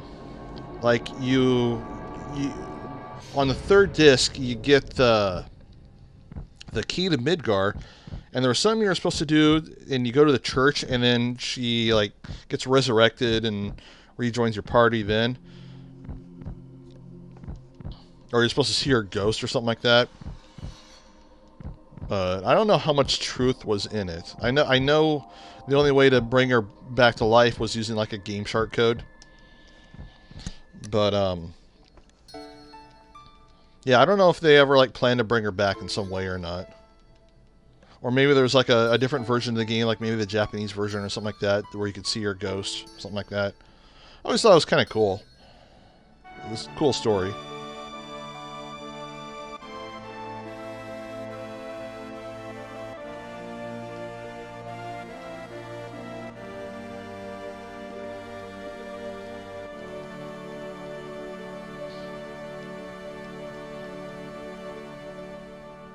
Alright, so let's see how well I can do this Genova fight.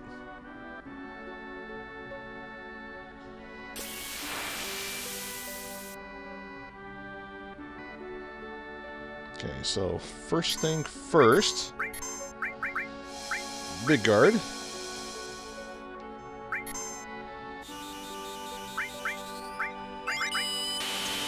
Alright, and we are going to Molotov her. Oh crap! Aqualung! Oh, that didn't work out well. Alright, let's try that again. You know what? We'll leave Sid dead. Okay, so we are at critical health, I think. Are we at critical health? No, we're like really close to critical. Are you kidding me? Another Molotov would probably kill him. Ugh. You know what? We are gonna try this again. I think if you go back to the church at some point, her sprite flickers there. Yeah, see, that's what I heard. I never saw that. You know what? I should probably look up like a YouTube video or something like that. I haven't really looked into it since.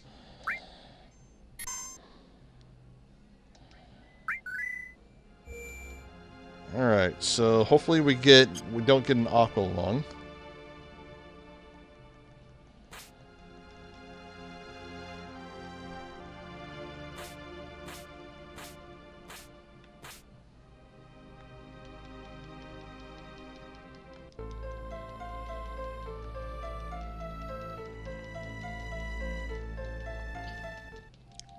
Oh, that's okay. We get to watch her die again.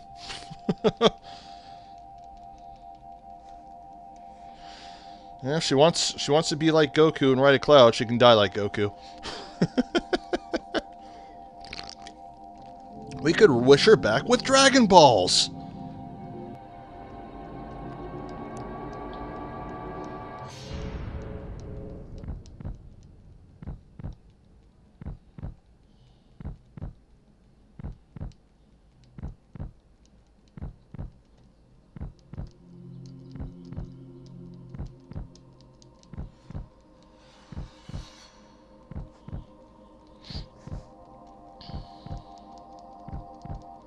And there, of course, is the white materia that she mentions earlier when you first meet her in the church. Not meet her, but when you first talk to her in the church.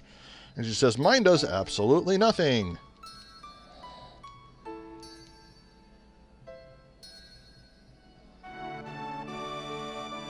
It's almost like, now that I think about it, it's almost like a Dragon Ball reference, really.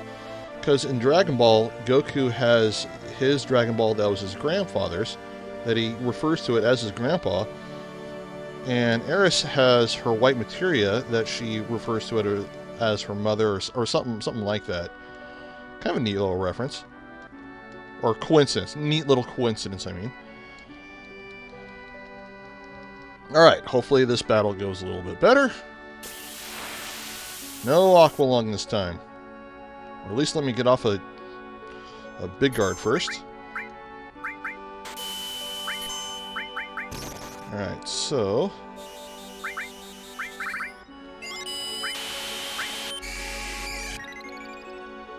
Molotov on Gina Carano. Really? You're going to cover the Molotov? Are you kidding me? Alright. Molotov.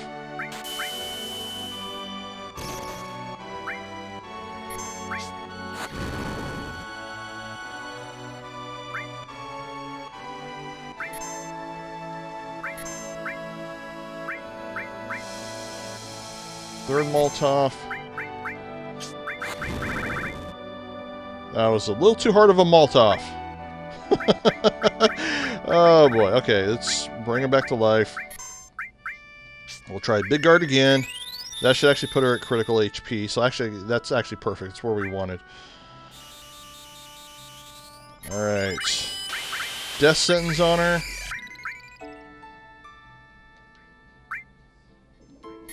You got to be kidding me.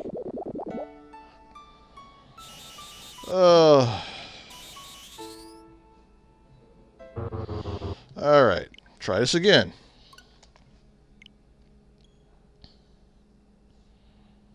I never have this much trouble.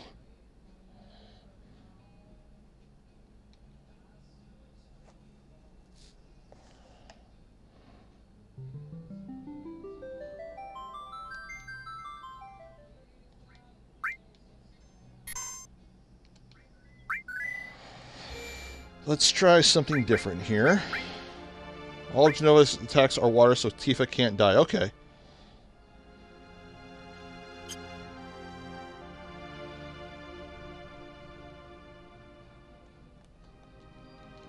Third time's a charm, right?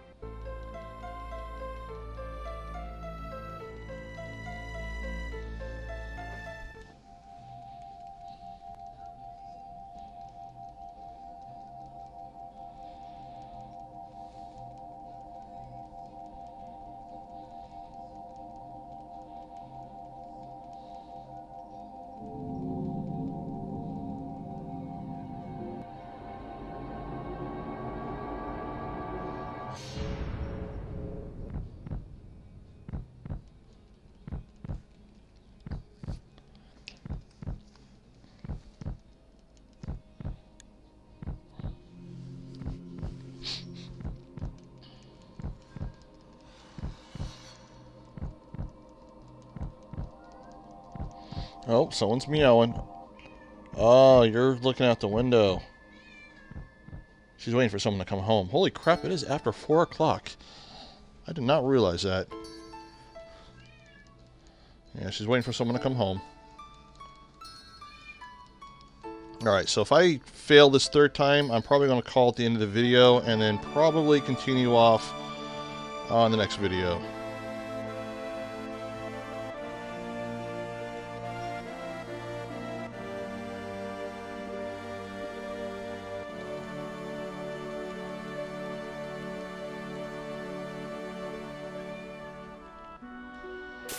Third time's a charm. Alright, we're gonna have Goku do Big Guard. Oops. You know what? We'll do it with Comet this time. Why not? That worked. Crap, what's her health at?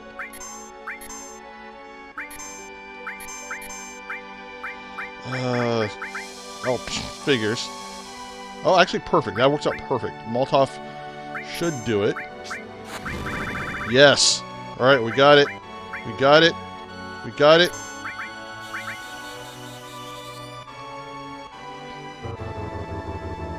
Okay. Cross slash.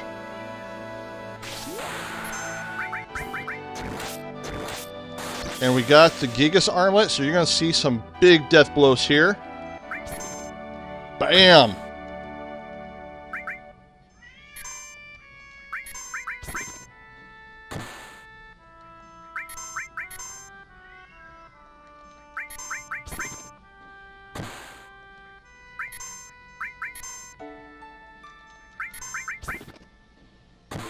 Yes!